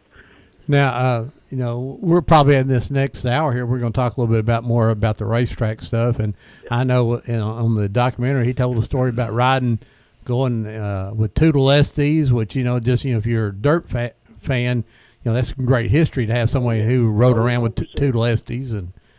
And also, did you run into a guy, Johnny Graham, the other day and told him you were building a model? Yeah. Well, he sent me a text, says, somebody come up to me and said, you were in that documentary. Well, I was, I mentioned to him that I'm going to try to do the lettering and so forth myself. Mm-hmm. And I think I can, but you don't know till you try. And I asked him if I failed, if he'd be willing to help me out, and he said he would. Sure, yeah. Johnny's a good guy, good friend of mine. And like I say, he sent me a text, said he was eating breakfast, and some guy came over and says, were you in that documentary? He said, yeah, I was. And he says, well, he said, and he said something about it. And then later on, said back, says, well, he said he's building a Freddie Fryer model. No, Harold. Harold Fryer model. And I 74. said, that would have been Neil Allen. He said, well, I never got his name. And to comment, too, about Mr. Orr, it's good to hear him in the announcing booth again. It's like he never left the seat, and he's sure not forgot anything. Well, I know. It's a lot of fun. He does a good job, really good job. We're glad that he's being part of that down there, and and we're glad he's here today. We had some great stories, and he told names when he got to the Moonshiners. And well, which we all dead and gone. I can get away with it. Yeah, you can get away with it now. Statute of limitations doesn't apply in that case. That's right. Yeah. All right. Hey, Neil, the Gobbler's coming up here, and it's going to be a big race. Oh, yeah. I plan on being there if the weather's not going to be where you freeze to the bench. A fella told me this morning that they canceled a race in Shelbyville last night because the track was froze. A dirt track race. Wow. That would have made for some fun racing, though, wouldn't it? A little slick. But hey. You wanted a little slick, Little but slick. not that. It would have made a pretty short race. Yeah. Enjoying the show. All right, thank you. Uh-huh. Dustin, the Gobbler, tell them about it real quick here. Yeah, it's going to be on the 21st. It's a Friday night, and it could be cold. We don't know, but it's the 2014 Southern All-Stars. And the super late models, 50-lapper, $5,000 for first place. That's a pretty big pot, and I'd imagine there's going to be a lot of people coming out to see that. The big boys will be there. Scott Bloomquist, Danny McDowell, Rex Ritchie, all them boys will be there. I was going to bring that up, too. I remember They don't do the Have a Tampa series anymore, do No, they? no. I can remember some of the first races I went to, which is, I'm a little bit younger than you guys, but I remember going to some Have a Tampa races, and Scott Bloomquist and those guys would come, and you talk about, it was packed house. Yeah. Back then, big races for Cleveland Speedway. If the weather's good, hey folks, go ahead and call. You're live on Old Town Cleveland. Hey, this is Junior Haney. I just want to tell Bobby hi, and I was enjoying the show today. All right. Good. Hello, Junior. Pretty good. All right. Good to hear from you, buddy. I went in the Marine Corps in '60. Yeah. Do you have any good stories on Bobby? Huh? Do you have any good stories on Bobby? No, not exactly. Not any that you can tell, right? You was talking about guys wanting to fight all the time. One I run around with was George King. Yeah. Oh, I remember Yeah. George. That's probably about him. George pretty big, good sized boy himself. Yeah, he's tough, I guarantee you. Yeah, he was. Yeah. I'll get off and listen. All right. See Thank you. you, Junior. Yeah, I remember George King. He ran a record a lot of times. Up at Charleston, King's Record Service. Yeah. But he'd get drunk and come down to the Army, and they'd send like all the police force down there to arrest him. He'd whoop 4 or 5 of them. Well, I've been around some of those. Yeah. I remember that. He was tough. Yes, sir, he was. Good morning, live on Old Town Cleveland. Yeah, I'd like to know the name of the group that's singing that song that y'all play going home. Hold on a second. I'll tell you here in just a second. It's called the Bluegrass Band. Oh, okay. Thank you. There's another group that does it. I think it was the Gibson Brothers does one of the original, and it's not in our system anymore, which I like. This is a good version, but the Gibson Brothers is a little more, even more bluegrass than that one. So you may look for Gone Home with the Gibson Brothers. All right. So, yeah, that's one of my favorite songs there we play every week. Bobby, how did you get started down at the Cleveland Speedway? I mean, what year was that? Oh, Lord. I don't know what year it was. Back in the early 60s. So after you got through running moonshine, you had to do something else on the weekends, right? Yeah. I would go down on North Lee Highway up there and meet two Lesties. Him and Cooter would come by, hauling the car on his trailer behind an old 50 model Mercury, and they'd pick me up and take me to the racetrack, and I'd go to the races. And then he'd drop me off on the way back home, and I'd walk back up to the house. But I went to work at the racetrack carrying hot dogs and hamburgers from up the main concession down to the pits, backwards and forwards. That was my first job. Mm-hmm. And then I later worked the pit gate. And then I later worked in the pits, basically separating fights. If one started to fight, I had to break it up. And then... I imagine you were still pretty young and big and strong, and still that Marine training probably come in handy there. Yeah, it didn't helped a little bit. Yeah. But I always tried to do it in a simple way. I knew which driver was going to jump out and run to the other driver's car, to start a fight. So when he got out of the car, I was standing there waiting on him. I wouldn't let him take off. I'd grab him and hold on to him and talk to him, settle him down, and it was all over with. Prevent a fight's what I was doing. Proactive bouncing, is that what that's called? Yeah. It's a technical term for that. Then I went to work announcing. I was sitting on a chair made out of 2-inch steel pipe about 12 foot tall up on top of the concession stand. Just sitting up there in that chair, nothing around you or nothing. Is when I first went to announcing. And a microphone, right? And a microphone, that's it. And you just had to make things up. Did you have anything? Did you just know all the drivers by then? Well, I knew all the drivers. You just do it off the top of your head. That's what I do now. I don't pre-plan nothing when I go down there. So now, you had a little saying that you did at the beginning of the race, and I've heard you do it at the racetrack years ago. You did it on our documentary, and we'll talk about that in a minute. But give our fans, if you were getting ready to start a race at the Cleveland Speedway, this is what you used to hear. I say, watch the cars that come off of number 3 and 4 corner, bumper to bumper, side to side, and about 5 feet apart. Look, something that'll like 2 rows of crows picking up corn. The green flag will fly, and anything can happen. Most of the time, it generally does. That's why they say this is where the action is, Cleveland Speedway. All right. Now see, I hear that every time. I've heard him say that at the racetrack. Yeah. And just recently, the racetrack has opened back up. for you folks who are not dirt track fans. The Cleveland Speedway went into bankruptcy. The track had sort of deteriorated. The bleachers were terrible, and the concessions, the bathrooms, everything. They went into bankruptcy. They sold it in auction. A gentleman down out of Chickamauga, Georgia, bought it. I can't think of his name myself. I can tell you in a minute. Chatsworth, Chastwick. No, Chastain, something like that. I can't remember. Anyway, but Chad Elliott has sort of become his track manager. They replaced every board and every bleacher down there. Every board. Yeah. Every bleacher. They spent over $80,000 just for lumber. Oh, it's unbelievable. And then they've cleaned up the concession stand. The bathrooms are clean. The track looks good. They painted the walls. They did all that kind of stuff. And Bobby and I talked about this earlier. The track has never looked that good. No. Ever. I mean, and I grew up walking over there when I was a boy. Started about 67, walking over that way, watching it.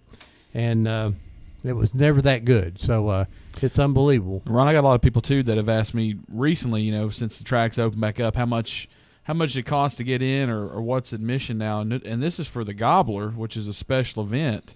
And for adults, it's only $17 to get in. That's really good. And for $3 more, you can get reserved seats. So, you figure if you go out to dinner and a movie or something like that, you drop, $40-$50 easily, and you can go down here for a whole night of racing. And the basic races are like $10 now, which is a very reasonable price. You'll get there at 5. You can get there at 5, 6 o'clock, and you don't live to midnight. That's a lot of entertainment. A lot of entertainment, yeah. They have great concession stands and things of that nature. If you're not a race car fan necessarily, bring your kids out there, and I think they'll get a hoot out of this. You know, you're going to get dusty. Red dirt in your eyes. Yeah, it's loud and but a lot of fun. Last time I went down, they had one of the crate races. They must exchange leads. Oh, every lap they were passing each other, and the two guys who led the race did not win. The guy in third come around while they're beating, banging on each other. He slipped around and won the race. And you don't see a stock car every once in a while. You'll see a NASCAR race that has some lead changes like that. Yeah. But this was going on the whole race. There was somebody fighting for that lead all the time, and it was really just great racing. And then, of course, they're yelling and screaming at each other. There are not as many fights as there was back when I first went, and Harold Fryer would get out and bow to the crowds. And, if he won, he'd bow to the crowd. If he didn't win, he'd get out and kick tires on the car and cuss the car. Yeah, it's the car's fault, wasn't it? Yeah, Harold was a good man. And Freddie Fryer, of course, was there, his brother. And good morning, you're live on Old Town Cleveland. Hey, Ron, I remember seeing Bobby Orr race down there at Cleveland Speedway when I was a kid. I don't know if he ever raced. Did you race some too? Yeah, I raced some. I don't know.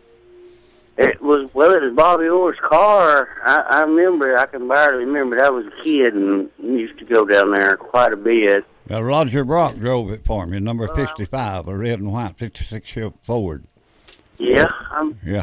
I remember that, and there was a Jody somebody. Ridley. Yeah, Jody Ridley, and I remember that. Anyway, I really enjoyed them. When I open back up, I'm going back because I really enjoy that dirt track racing. But anyway, I enjoy banjo picking a whole lot more. Sometime, let's get together, Bobby. All right. Just come out to the fruit stand. He'll light it up for you. Boy, we're freezing to death right now, though. It's inside. I got a good wood stove. He's inside. Okay. And you're right. I know where it's at, right above Catholics. I went to the dollar store there a while ago and passed by, and I started to stop by. Didn't have no instrument or nothing with instruments. I got 2 Martins, and I got to get some master tone, and I got to. Well, I wouldn't go right now, anyways. Bobby's not there. Well, I got a good 5-string Harmon banjo out there you can play. A what? A 5-string Harmon banjo. Harmon. Yeah. All right, Sid. Okay. All right, thanks. Yeah, I didn't mean to get off subject there, but it's a small world there. It sure is. Appreciate it, Sid. I don't know if he knows I was moonlighting between 2 bluegrass bands back when I was 30-year-old, And I did drink moonshine a little bit to warm my fingers up. They'd move a lot faster. Yeah. You could rub it on your fingers. Rub it. All right, we'll see. You said that moonshine, you can rub it on about anything. Yeah. And it'll pour it right along the edge of your sidewalk, Dustin, and you won't have to edge your sidewalk anymore. No, it'll kill the grass. That's right. If you get it on the concrete, it'll kill the concrete, too. Yeah, deteriorate. Tell me some of the drivers. You got the phones lit up here, Bobby. People want to talk. Good morning, you live on Old Town Cleveland. Let me try it again. Good morning, you live on Old Town Cleveland. Hey, this is Cornbread number 6. Cornbread number 6. Yes, sir. Let me ask, I've never been to that race over there before, but how many cars runs at one time there? We start the fastest 24 cars. There's 24 cars? In the feature race, we'll start the fastest 24. Oh, okay. Yeah, I haven't never been over there before. I've been wanting to go. Is this this Friday, this coming Saturday, is that going to be the last one? This coming Friday night. The will be 21st, Gobbler. yeah. The 21st will be the last race of this season, and we'll come back next year, hopefully, on Saturday nights. That's what we used to run. Oh, so it's Friday night then? Yeah. Yeah, this one time. I think Boyd's is going to have something similar on Saturday Well, night. the Southern All-Stars is a 2-race circuit. They'll race up here on Friday night, and then they'll race down there at on Boyd's on Saturday night. Oh, okay. Yeah, I've never been up there. I was thinking about taking my girls, a couple of my girls up there, too. They've never been, and I've never been, so... It'll be a good one. The racetrack is very clean now, and brand new bleachers, good announcers, and they've got good concessions. They got a bologna sandwich that's just out of this world. Bodacious bologna, they call it. Bodacious bologna sandwich. Just bring your girls, tell them dress warm now, because it's going to be cold. Do you have to have earplugs? Bring earplugs? And It'd be a good thing, for small kids. You know, small kids it would be, and sometime I wish I'd took some, but I'm getting old too. So if you're kids 5 and under get in free. Kids ages 6 to 12, it's only $8.50. So Yeah, mine's up to, I got a set of twins. They're 17. Okay. And, of course, they're disappointed today because Ooltewah losing because they're in the Ooltewah High School band. Well, somebody's got to lose. I picked Ooltewah to win that game. I do picking here in the banner. I do, and I picked Ooltewah to win. I thought Ooltewah would just blow them away, and then when I heard the score, that was just a shocker to me. It was a shock to me, too. I couldn't believe it when I seen it in the paper this morning. I said, what? Yeah. Well, I was going to go to the game. If the game had been at Ooltewah, I would have went to the game, but I didn't want to drive all the way to Ray County and sit in the cold because Evansville. I don't like to go to Ray County in the first place. So what was the score? 42-17, something like that. Oh, yeah. 47-14. 47-14. Yeah, I knew there was some 40s in there. I thought it'd be a closer game. I thought it'd be just the reverse. I thought Ooltewah would score 40. Well, now we know Ray County's the real deal, and they've got a chance. They've got a chance to go pretty deep in the playoffs, if not all the way. The way they're playing. They play Knox West this week. Yeah. Well, they're done then, and Knox West is going to beat everybody. He's going to be playing Oak Ridge. Yeah, Cleveland had a good. Cleveland almost beat Oak Ridge. Cleveland turned out to be better, and they got real good at the end right here. Yeah, well, and then of course Bradley got good. They went up against Science Hill, and they both scored. They scored over 100 points in that game. I'm proud of both of them, to be honest with you. Yeah. Well, Ooltewah's been a great team this year too. They were fun to watch. All my 6 kids just went to Ooltewah. We've been Ooltewah people all the way, but since I live in Cleveland up here now, listening to y'all all the time, I'm a Bradley and Cleveland man from here on out. Well, I support them all till the night we play. Then I'm a Bradley guy. Yeah. and listen to this. Now I'm just going to send this word out. It's coming wrestling season, and the Raiders better watch out this year. The Bears are back. Yeah. I agree with that. So the Bears are going to have good, and the basketball ought to be pretty good here too. At least we'll wait and see. Yeah, and I'm glad the Lady Vols won yesterday and the Mocs won, but man, the Tennessee basketball up there, they're having to start all over. They got beat pretty bad. Yeah, it just don't seem to be going in the right direction. And real quick, and then we'll get back on subject. Brooke Copeland started in her first game as a Florida Gator. She didn't. I don't know if she started or not, but I know she ended up with like 7 points or something like that. Former Bradley Bear. Former Bradley Bear playing Florida Gators. Yeah, so. You're right. Yeah. But anyway, I just wanted to holler at you there for a minute. And Cornbread 6, get off the phone now. Hey, will you just come on down there to the Gobbler? Come on down, come on top and say hello. Okay, I will. All right, bye-bye. And I think, too, me and Ron just found out that we're going to be there Yes. Debbie volunteered us to be there, didn't she? But we're Right. going to be running a booth, and we're going to have It's a Dirt Track, Live documentary there. and the book, everything. and the And Bobby Orr's in that documentary, along with Freddie Fryer's in there, Yeah. and Charlie Mincy. Doc German. Yeah, Doc German. We talk about Toodle Yep. Estes, and a lot of the old drivers, a lot of old footage and things in there. So we have that DVD that will be down to Racetrack selling. We also have our book that is a companion to that. We have a little poster also, and if anybody wants to bring us some hot coffee or hot hands, I'm sure we're going to need them that night. Yeah. So. And so we hope you come down and look at that. Bobby, what did you think about the Dirt Track documentary we did? Oh, I loved it. It was fantastic. Everybody that I've talked to has seen it. A lot of the old drivers didn't get in it. Of course, you can't put everybody in it, but you go back, you're talking about Toodle Estes, Walter Chappelle, Paul Doss, Doc German was in the thing. Yeah. Gene Norris. Jack Cunningham. Yeah, Jack Cunningham. We had a lot of stories. Ken Huntley. Yeah. Gene Glover, Wayne McGuire. All them boys. Of course, Norris. most of them are already gone. You know, Gene died Norris. off. Yeah, Gene Norris drove at number 7, the 34 Ford checkerboard car. What was Finchbuster's name? Winston Patterson. Right. P-38, sponsored by Ballard's Airline Grill. Used to be down there on South Lee Highway. So now, I think you was the one that told me a story that that if you weren't doing real well, that you could turn your car over and Yeah, they'd give you $50. yeah. Tell me about that. Bill Thaxton. In other words, I've seen Paul Dawson do it. I know he done it because I went with him and he's my friend. If he didn't win, no money didn't place in the race. Seen he wasn't going to place, he'd run up on the wall and roll his car over because Bill give him $50 if they rolled over. Bill Thaxton was running the track, he right? was a promoter. And Paul would take that money, so that's grocery money. He'd spend all his money just getting into the racetrack. Mm-hmm. Of course, Paul done good racing. He got a shop up there in McMinn County, in Calhoun, and he would work on other people's cars. And come Friday, he'd go to work on his car, go to Boyd's and race Friday night, come back and work on his car all day Saturday, and come to Cleveland and race on Saturday night. So he'd like say if he wasn't going to win, he'd turn the car over, Yeah. so he'd get $50 Yeah. to feed the family that way. Yeah. Well, so, That's true racing when you spend every nickel you got to go to the race. In other words, you have to love racing to do that, period. Now, back when you were announcing, I like that racing there because the cars look like cars to me. Yeah, yeah. They look like something I could go out and drive. And Yeah. basically what you did, you went down to the junkyard Yeah. and got a car. Got a body, built you a motor. Got you a glass out of there, and then some classes just whatever motor you had in it, you got out Yeah. there and run. And you can't do that anymore. No. No. Well, another man I'd like to mention, too, is Paul Holt.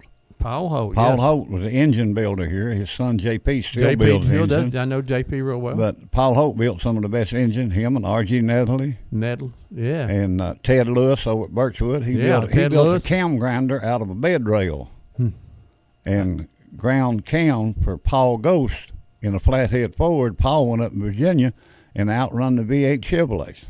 Yeah, I remember Ted Lewis was a big engine Yeah. builder. Good morning, live on Old Town Cleveland.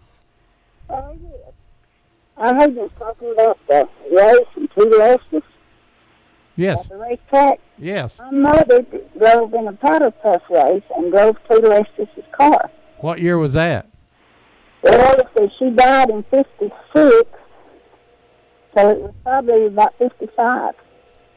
All right. It's been a long time ago. I've got an 8x10 picture of Toodle standing beside his car that they made. Well, I'd love to see a picture copy of that because we are getting ready to. We did a documentary about from Gatlinburg to Dawsonville, and the guys in Knoxville wants us to do one from Knoxville to Bristol. So starting in 2015, when we get done our current, we're going to do a new racetrack one. It's going to be the North End. We'd love to have some Toodle Estes pictures. We got quite a few, but some new ones are always helpful. I'll see if I can find it. Well, we'll make a copy of them and or take a picture of them, and I guarantee you we'll take care of your pictures. All right. Well, thank you for calling. Thank you. All right, bye-bye. Drove Toodle Estes' car in a powder puff derby. That's tell us some of the craziest things you ever see happen down there at the Cleveland Speedway. Well, In one race, Jack Cunningham was driving number 32, a 33 Ford coupe. Two Lesties was driving a 33 Ford. They wrecked on the back straightaway, ended up on the wall with Jack's car sitting on top of Toodle, and they were running first and second when they wrecked.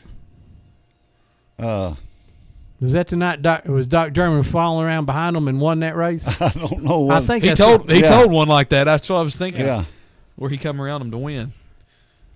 There's been one of the saddest things I guess ever happened is when Fred Cook was driving in the race, and he had a heart attack and pulled over right in front of the flag stand right again in the pits, and that is all over for him. And what year was that? Do you remember? 60s, 70s? It was the late 70s, early 80s. It's probably 83, somewhere along in there. Who was the best driver back in those early days? Who do you say was the guy everybody had to beat? Well, Harold Fowler was bad. Jerry Smith was bad. J.C. Hendricks, one that got killed down at the racetrack, he was bad down there. There's a bunch of them that was tough.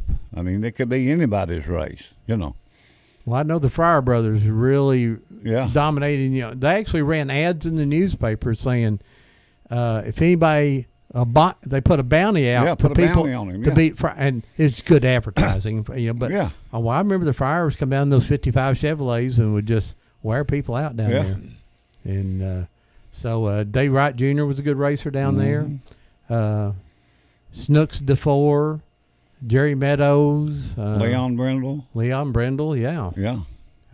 Bob Ritchie, Joe Ritchie. Yeah, Bob Ritchie tells a good story in the documentary about getting in a fight down in Georgia, and he went to hit the guy with his helmet, and the strap broke, and the helmet threw, and he said, they put us in jail. Yeah.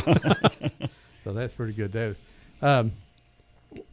So, you know, used to at the Cleveland Speedway, it seemed like they used to be just there was 100 cars there every night. And then, do you think the cost of all this expensive racing now has cut down the number of cars? I mean, it's really hard to get 100 cars come out. It is now. So, do you think it's just you can't go racing for $500 anymore? No. Even just the safety requirements. Yeah.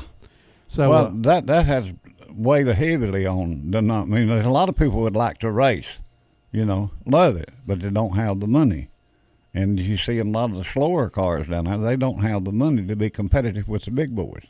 It's a money game now. Well, see, these what they call the wedge car now, you know, that they race most of the time is that you buy frames someone built it. Yeah, you buy the chassis. Yeah, and then you put a body on it, and then you buy the tires, and then you have to put a motor in it. And a cheap crate motor might be $8,000, right? Yeah. I mean, that's a cheap one. And then, one that J.P. Hope builds might be $20,000. Yeah. And so you could get $30,000 just in the car, not counting the haulers and the extra tires and the tools. That's a pretty good hobby. But somebody says, how can you do that? I said, well, I know guys that buy $60,000 bass boats. Yeah. So what's the difference? A $30,000 race car or a $60,000 bass boat? Yeah. I mean, you don't catch any fish in that car. No. But you do go a little bit faster. So, these hobbies are expensive. And of course, if you can go win $5,000 a night, that's a long way of going to paying towards that car. Well, they've changed the cars so much, Ron. As you know, they got that what they call rear steer in them now. Right. They run down there in that corner wide open and throw it sideways, and the whole rear end, the left rear wheel, comes plumb up under the car. Mm-hmm. It's actually steering but it's all done with what they call a J-hook that fits on the rear end. And when they run down in that corner and throw it sideways, that rear end will shift, and it makes them go through the corner faster. Yeah. Yeah, the left front comes up a lot on those wedge cars. John Jones is the first man that ever picked the front wheel up at Cleveland Speedway. So but now, do they want it to go up, or is it just happened? Well, the engine's torquing so much, and they got such perfect balance on the cars. Well, that front end will raise up. Of course, that engine torquing will pick that front end up. So I just wondered if they could keep the wheel down. Do they run faster, or does it matter? No, it don't matter. I'd want all wheels on the ground. There's something about that. I'm going, I've drove some cars and the wheel come off the ground and it wasn't where I should have been, though. Yeah, just going down through a gully somewhere or another up a pine tree. Now, wasn't there a story about someone raced one night with three wheels, didn't they? Or he come around the corner? Oh, yeah, that was the guy down in Georgia told us that story that he Yeah. ran the race. I think he's full of bull, to tell you the truth. Well, John Jones, he always carried the front end of his car, the left front tire, and he was leading the race at Cleveland one night, and he broke a tie rod in, and the left front wheel turned out. But like I said, he was carrying it all the time. T.A. Hicks was chief steward, and he said, what are we going to do? I said, the rule book says a safety violation has to be black flagged. So they black flagged John, and they told him that I made the call, which I called it the way the rule book says. Right. And John got mad at me. So finally, months later, I seen him at Paul Holt's garage one day, and I sat down and I talked to him and explained to him what I'd done it for. I said, I'd done it because the rule book says safety violation is a black flag. If we'd have let him done it, next week we'd have had to let everybody do it. Yep. The what was the biggest fight you ever seen, and who was the two guys that just got on each other's nerves all the time? Oh. Here? There had to be somebody that just didn't like each other. Normally, normally in the pits, everybody got along pretty well, but there had to be a couple guys who just never got along. Well, Arvin Lee Brooks, Booger Brooks, that races down Yeah. there now, his father, Arvin Lee, Mhm. was a good person. But now he'd run over you if you got in his way. He'd light a joint, put it on that helmet, and he'd drive a race. I mean, you know, he's still in Chattanooga in my friend. But a lot of people didn't like Arvin Lee because he was an aggressive driver, you know. There's a lot of people that when they get on that wheel, they got one thing in their mind, the checkered flag, and they want to carry it. And if you get in their way, tough, they'll put you out of the way. Jerry Reddick's friend of mine in Dalton, Georgia, went by Deadwood, was racing down here at Cleveland one night, and he has an artificial leg. It's off right above his knee. And this boy was running second. He couldn't outrun Jerry, but he run up there and spun him out on the white flag when he's coming around to get the white flag. Well, Jerry just done a spin around, come right back behind him. Come by and got the white flag, went in the number one turn. Jerry just left him spinning, come on around, got the checkered flag. Well, that boy was mad. He gonna whoop Jerry. Well, Jerry drove around the track a couple of laps after the race was over, and I was doing the announcing, and I couldn't figure out what in the world he was driving around that track for. But he was taking that leg off. Laid it over here beside of him, pulled in the pits, and that guy come running over there gonna whoop him. And when he run that head in that car, Jerry hit him right between the eyes with that wooden leg. And he just ran down the side of the car, and Jerry jumped out standing on one leg and had that artificial leg over his shoulders. Anybody else want some of this? You know, that's just one of the craziest things that happens, doesn't it? That's a good story. I'd never heard that one before. The, now, did the people really hate Harold and Freddie Fryer, or was it just, it was one of those love-hate, they were so good that, Harold egged it on, though. Yeah. You have positive and negative fans, Ron, in anything that you do. Mm-hmm. Some people want to see you succeed, and some want you to see you fail. Mm-hmm. So that's like Milton Brown and Jack Harper racing down there. And every Saturday night, one of the two would win. They were so competitive, so close. And they run in and turned down there one night, and Jack was leading the race, and Milton got into him, spun him out. And I made the statement, if you can't outrun him, just run over him. Well, Milton's mother got mad. She called Jolie next week, and Jolie called me up and told me, said, you need to say something Saturday night. I said, I know I'm making mistakes telling you this, but said, say something. So I did. The next Saturday night, I told them, I said, folks, I made a lady mad last week. And I told them when it was over. I said, I made the statement, if you can't outrun them, just run over them. And I said, all I can say, if the shoe fits, wear it. And Milton brought her up on top that night at the payoff and introduced her to me. She's a red-headed lady, real party lady, super nice. And I told her, I said, Miss Brown, I don't care who wins the race. They pay me to talk about it. And everything I say comes off the top of my head. Ain't nothing pre-written. And I said, Milton has got positive fans, and he's got negative fans. These people come wanting to see him win. These people comes hoping he'll get beat. And from then on, she was my friend. But you know, any driver that runs down there, the Ritchie boys, Bobby and Joe, super good boys, don't come no better.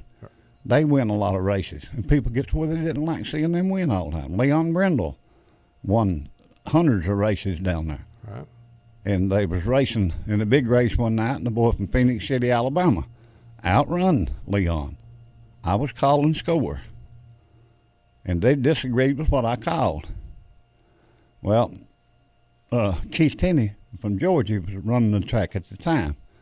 Leon and his wife Faye came up on top, and this guy from Alabama came up there. And I told them all, I said, if I had my preference, I'd want to see Leon win because he runs with us every week.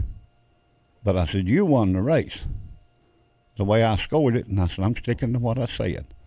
Well, Keith paid them both first place, and they was happy. Do they worry more about the money or just beating somebody? Well, the money has a factor. Yeah. In some cases, but winning is the secret of it all. Mm-hmm. It go out a winner, you know. Now, Bobby, you said a couple times you made people mad. Have you got used to that yet? It don't bother me because I don't say nothing that I don't feel like is true. Now you're working down at the racetrack or helping down there now, and you're working with who's the guy that you're helping announce down there with? Steve Milling. Steve Milling. Now you used to run drive truck something with his daddy. Yeah, Big M, his father. Yeah. Yep. Good man. He's in the video too. Yeah, he's the one that says does the prayer in the video. Prayer in the video and Mm-hmm. says, you know, asphalt's for getting there, dirt's for racing. That's who he is. Yeah. Now, Bobby, tell me all the jobs you had in your life. I mean, you went, it was in the Marine Corps. You were farmer in the Marine Corps. You run moonshine, and you worked the racetrack. But what did you do during the week during all these years growing up? Drove a truck. Is that what you did most of your life? Drove for Herman Collins Chair Company. Well, I didn't realize you worked out there, Herman. I drove for American Uniform out and my here. dad worked out for Herman. He ran the cutting room out there. Yeah. So did you work with Jack Cunningham out there? Yeah. Well, that, you know. Yeah, Jack run the shop. Right. Jack was, boy, now, that was a guy, wasn't it? No, Jack was something, I'm telling you. One thing about it, if you went to a race and Jack went with you, take him in your car. Don't go in his car, because when the race is over, him and Bob Wright would get in the pits and talk till 2 o'clock.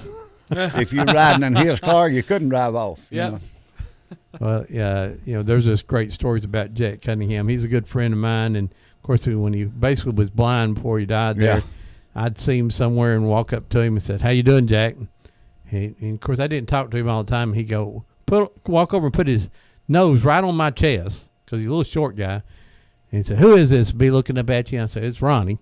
And all that, he would just hug you and go on, carry on. But you know, he's one of the great guys. Yeah, you know, he was. He was a super good guy. And when Wayne McGuire first come down here out of Kentucky, started racing. Wayne McGuire, he drove a Pontiac engine. Mm-hmm.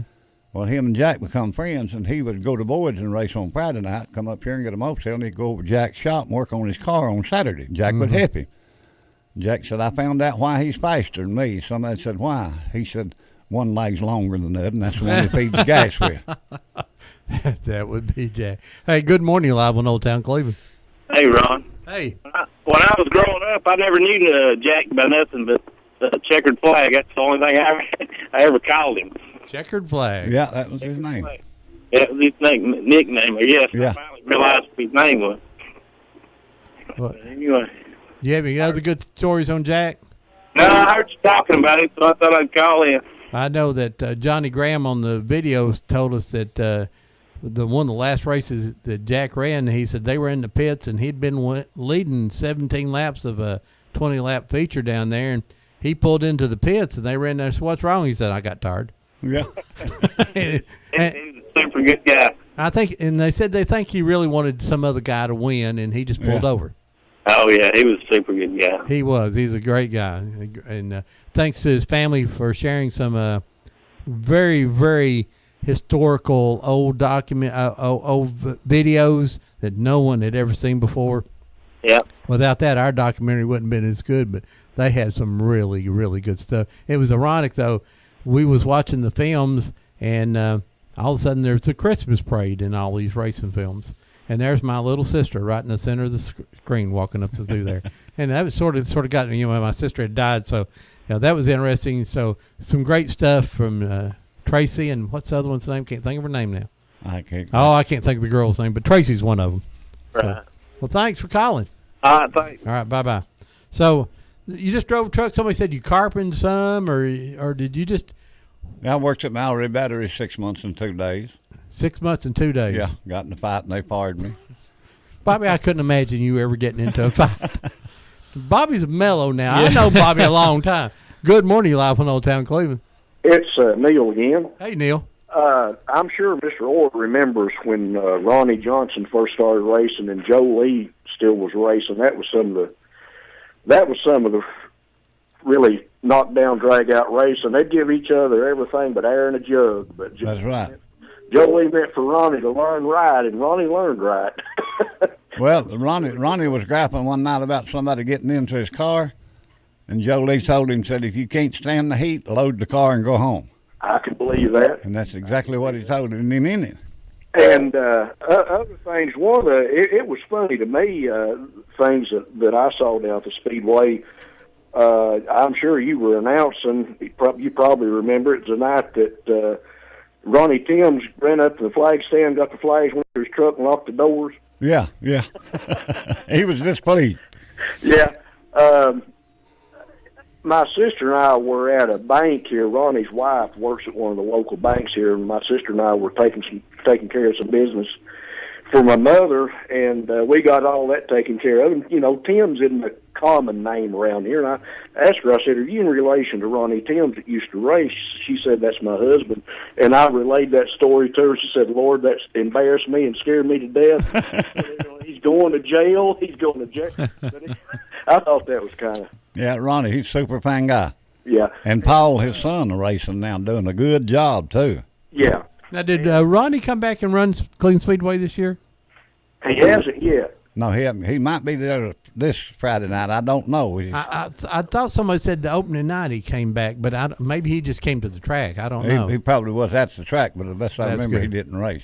Yeah, and one of Wayne McGuire's legs was longer than the other. Yeah, his left he walked on his left toe. Of course, he had a bad That's why Jack said he run faster than he did, because his right leg was longer. He'd give it more gas. Of course, he had that bad accident. I believe it was in New Bremen, Ohio. Yeah. And ended up teaching auto mechanics at a vocational school up there. Yeah, the University of Kentucky. Right. That's what he done when he was down here racing. He was a teacher of mechanics up there. Of course, Josh, his nephew, he does a pretty good job racing too. Yeah. He's run down here a couple of times, but he's not been down here here recently. Yeah.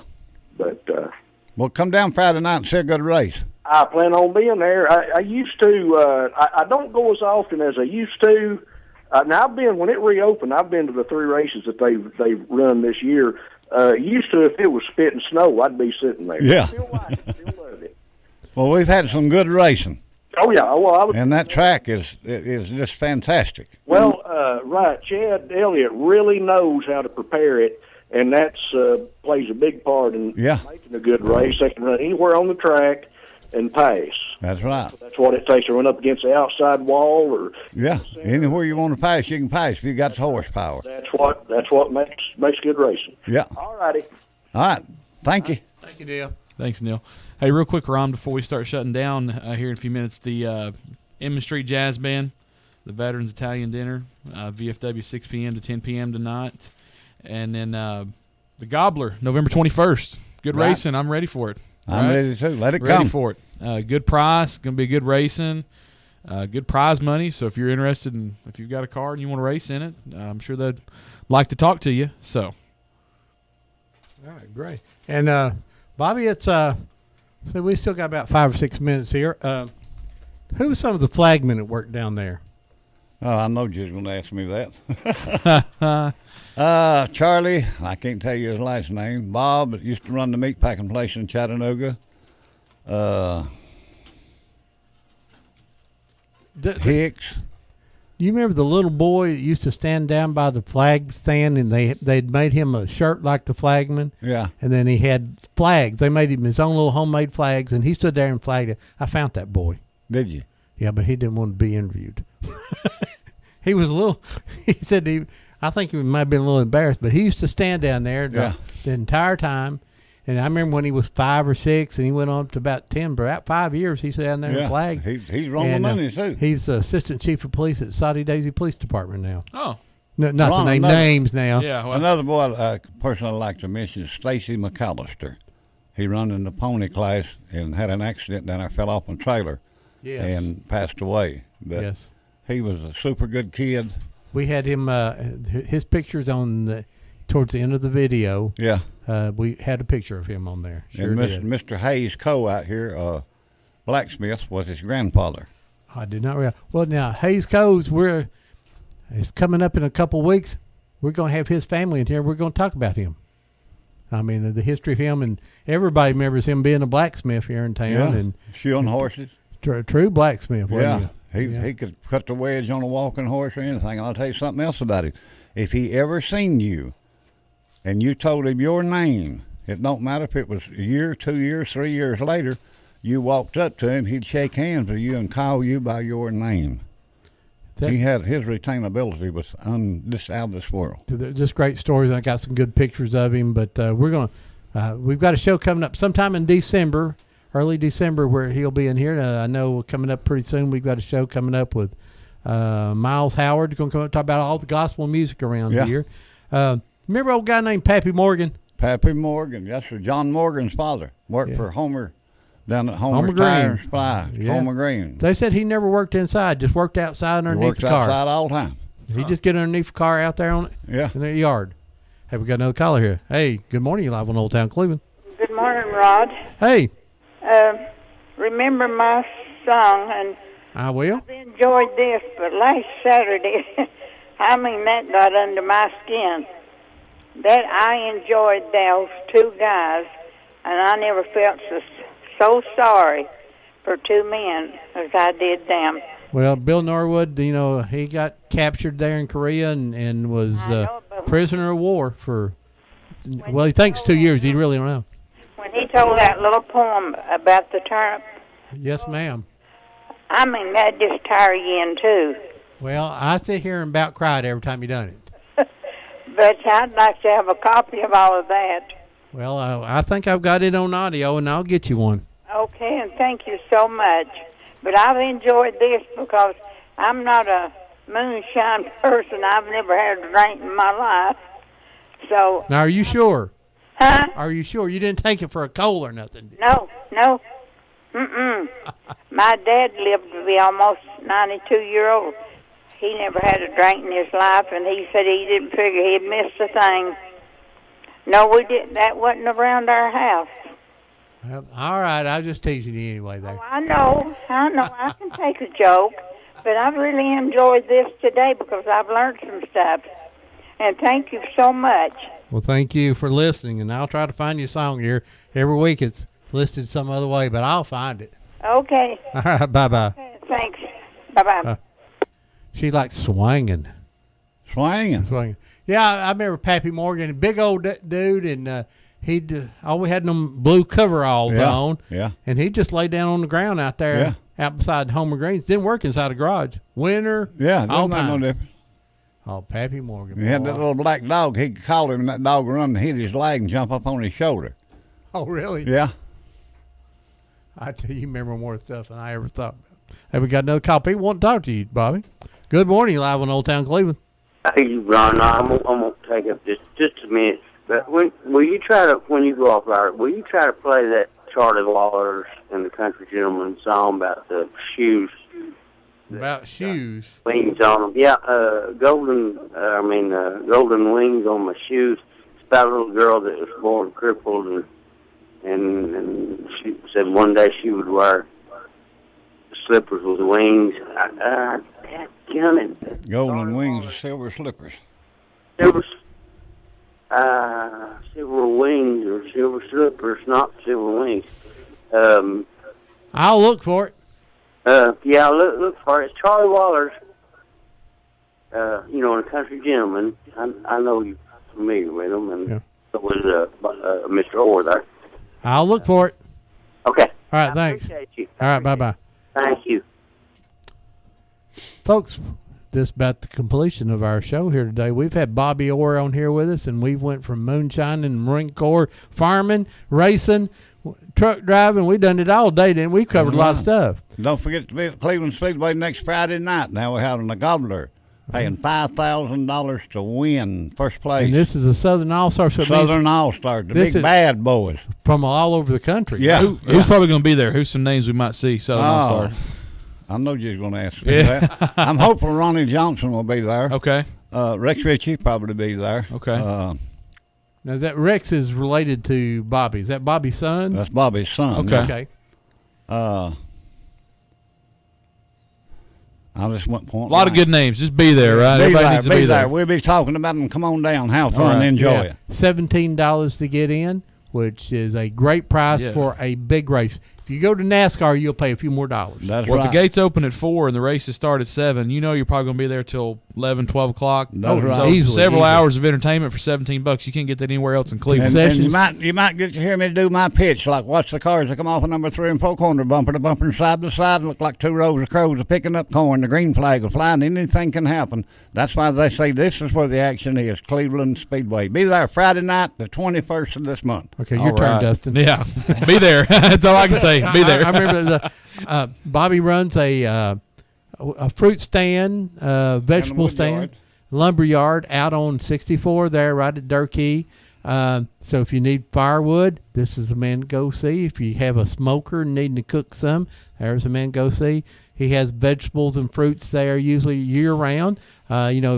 It's harder to get good fruits this time of year, but and in the spring he has plants. If you're going to plant your tomatoes. And Ron, I also, for churches and civic organizations, nonprofits, I get them their fruit for their fruit baskets at my cost, and I just mark it up like $2 on the box. I do it for a lot of churches. So if you're wanting to put together fruit baskets to give out to the needy or something of that nature, and Bobby Orr, been around this community a long time. Bobby, I've known Bobby, known the name for a long time. You're sorry you just lost a brother, right? Yeah. Was that your only brother? Yeah, the only one I had left, yeah. Right. And my oldest sister, too. Right. And if you know Lamar Orr, which is Bobby's nephew, is the stair man. Southeastern Stairs and Millwork. And if you need stairs, and he does it for the big stars all over the country. It's unbelievable work. And Lamar's a good guy. And so, Bobby, just thanks for coming in today. And I've been looking forward to doing this show with you. We always tell people every week that you got to save your history. If you don't write it down, if you don't get the pictures out, if you don't take and film people like, Bobby, we need to film Bobby here to get all those stories down, because the day Bobby passes on from this earth, we lose a lot of history, because, you've got a lot. So record your dad, your mom, your uncles, write it down, get those pictures out, get you some little white labels, and write down who's in those pictures, because when you're gone, people won't remember. We get a lot of great photos sometime and have no ideals. Share those photos, because you'll be surprised who said, I worked with that man, or I shopped at that store, or I had a car like that. All those things bring back those great mysteries. It's up to you. We'll always know about Pearl Harbor, folks, but I don't know we'll always remember about Aunt Pearl. So, folks, hey, we'll see you next week here on Old Town Cleveland. Thanks, Bobby. Thank you. Where'd the old town go? They moved it all north of here in the shopping mall. Ooh, where'd the old town go? Did my hometown get old, or just me? Did all my friends get old, or just me? Are they all gonna have to be told, or just me?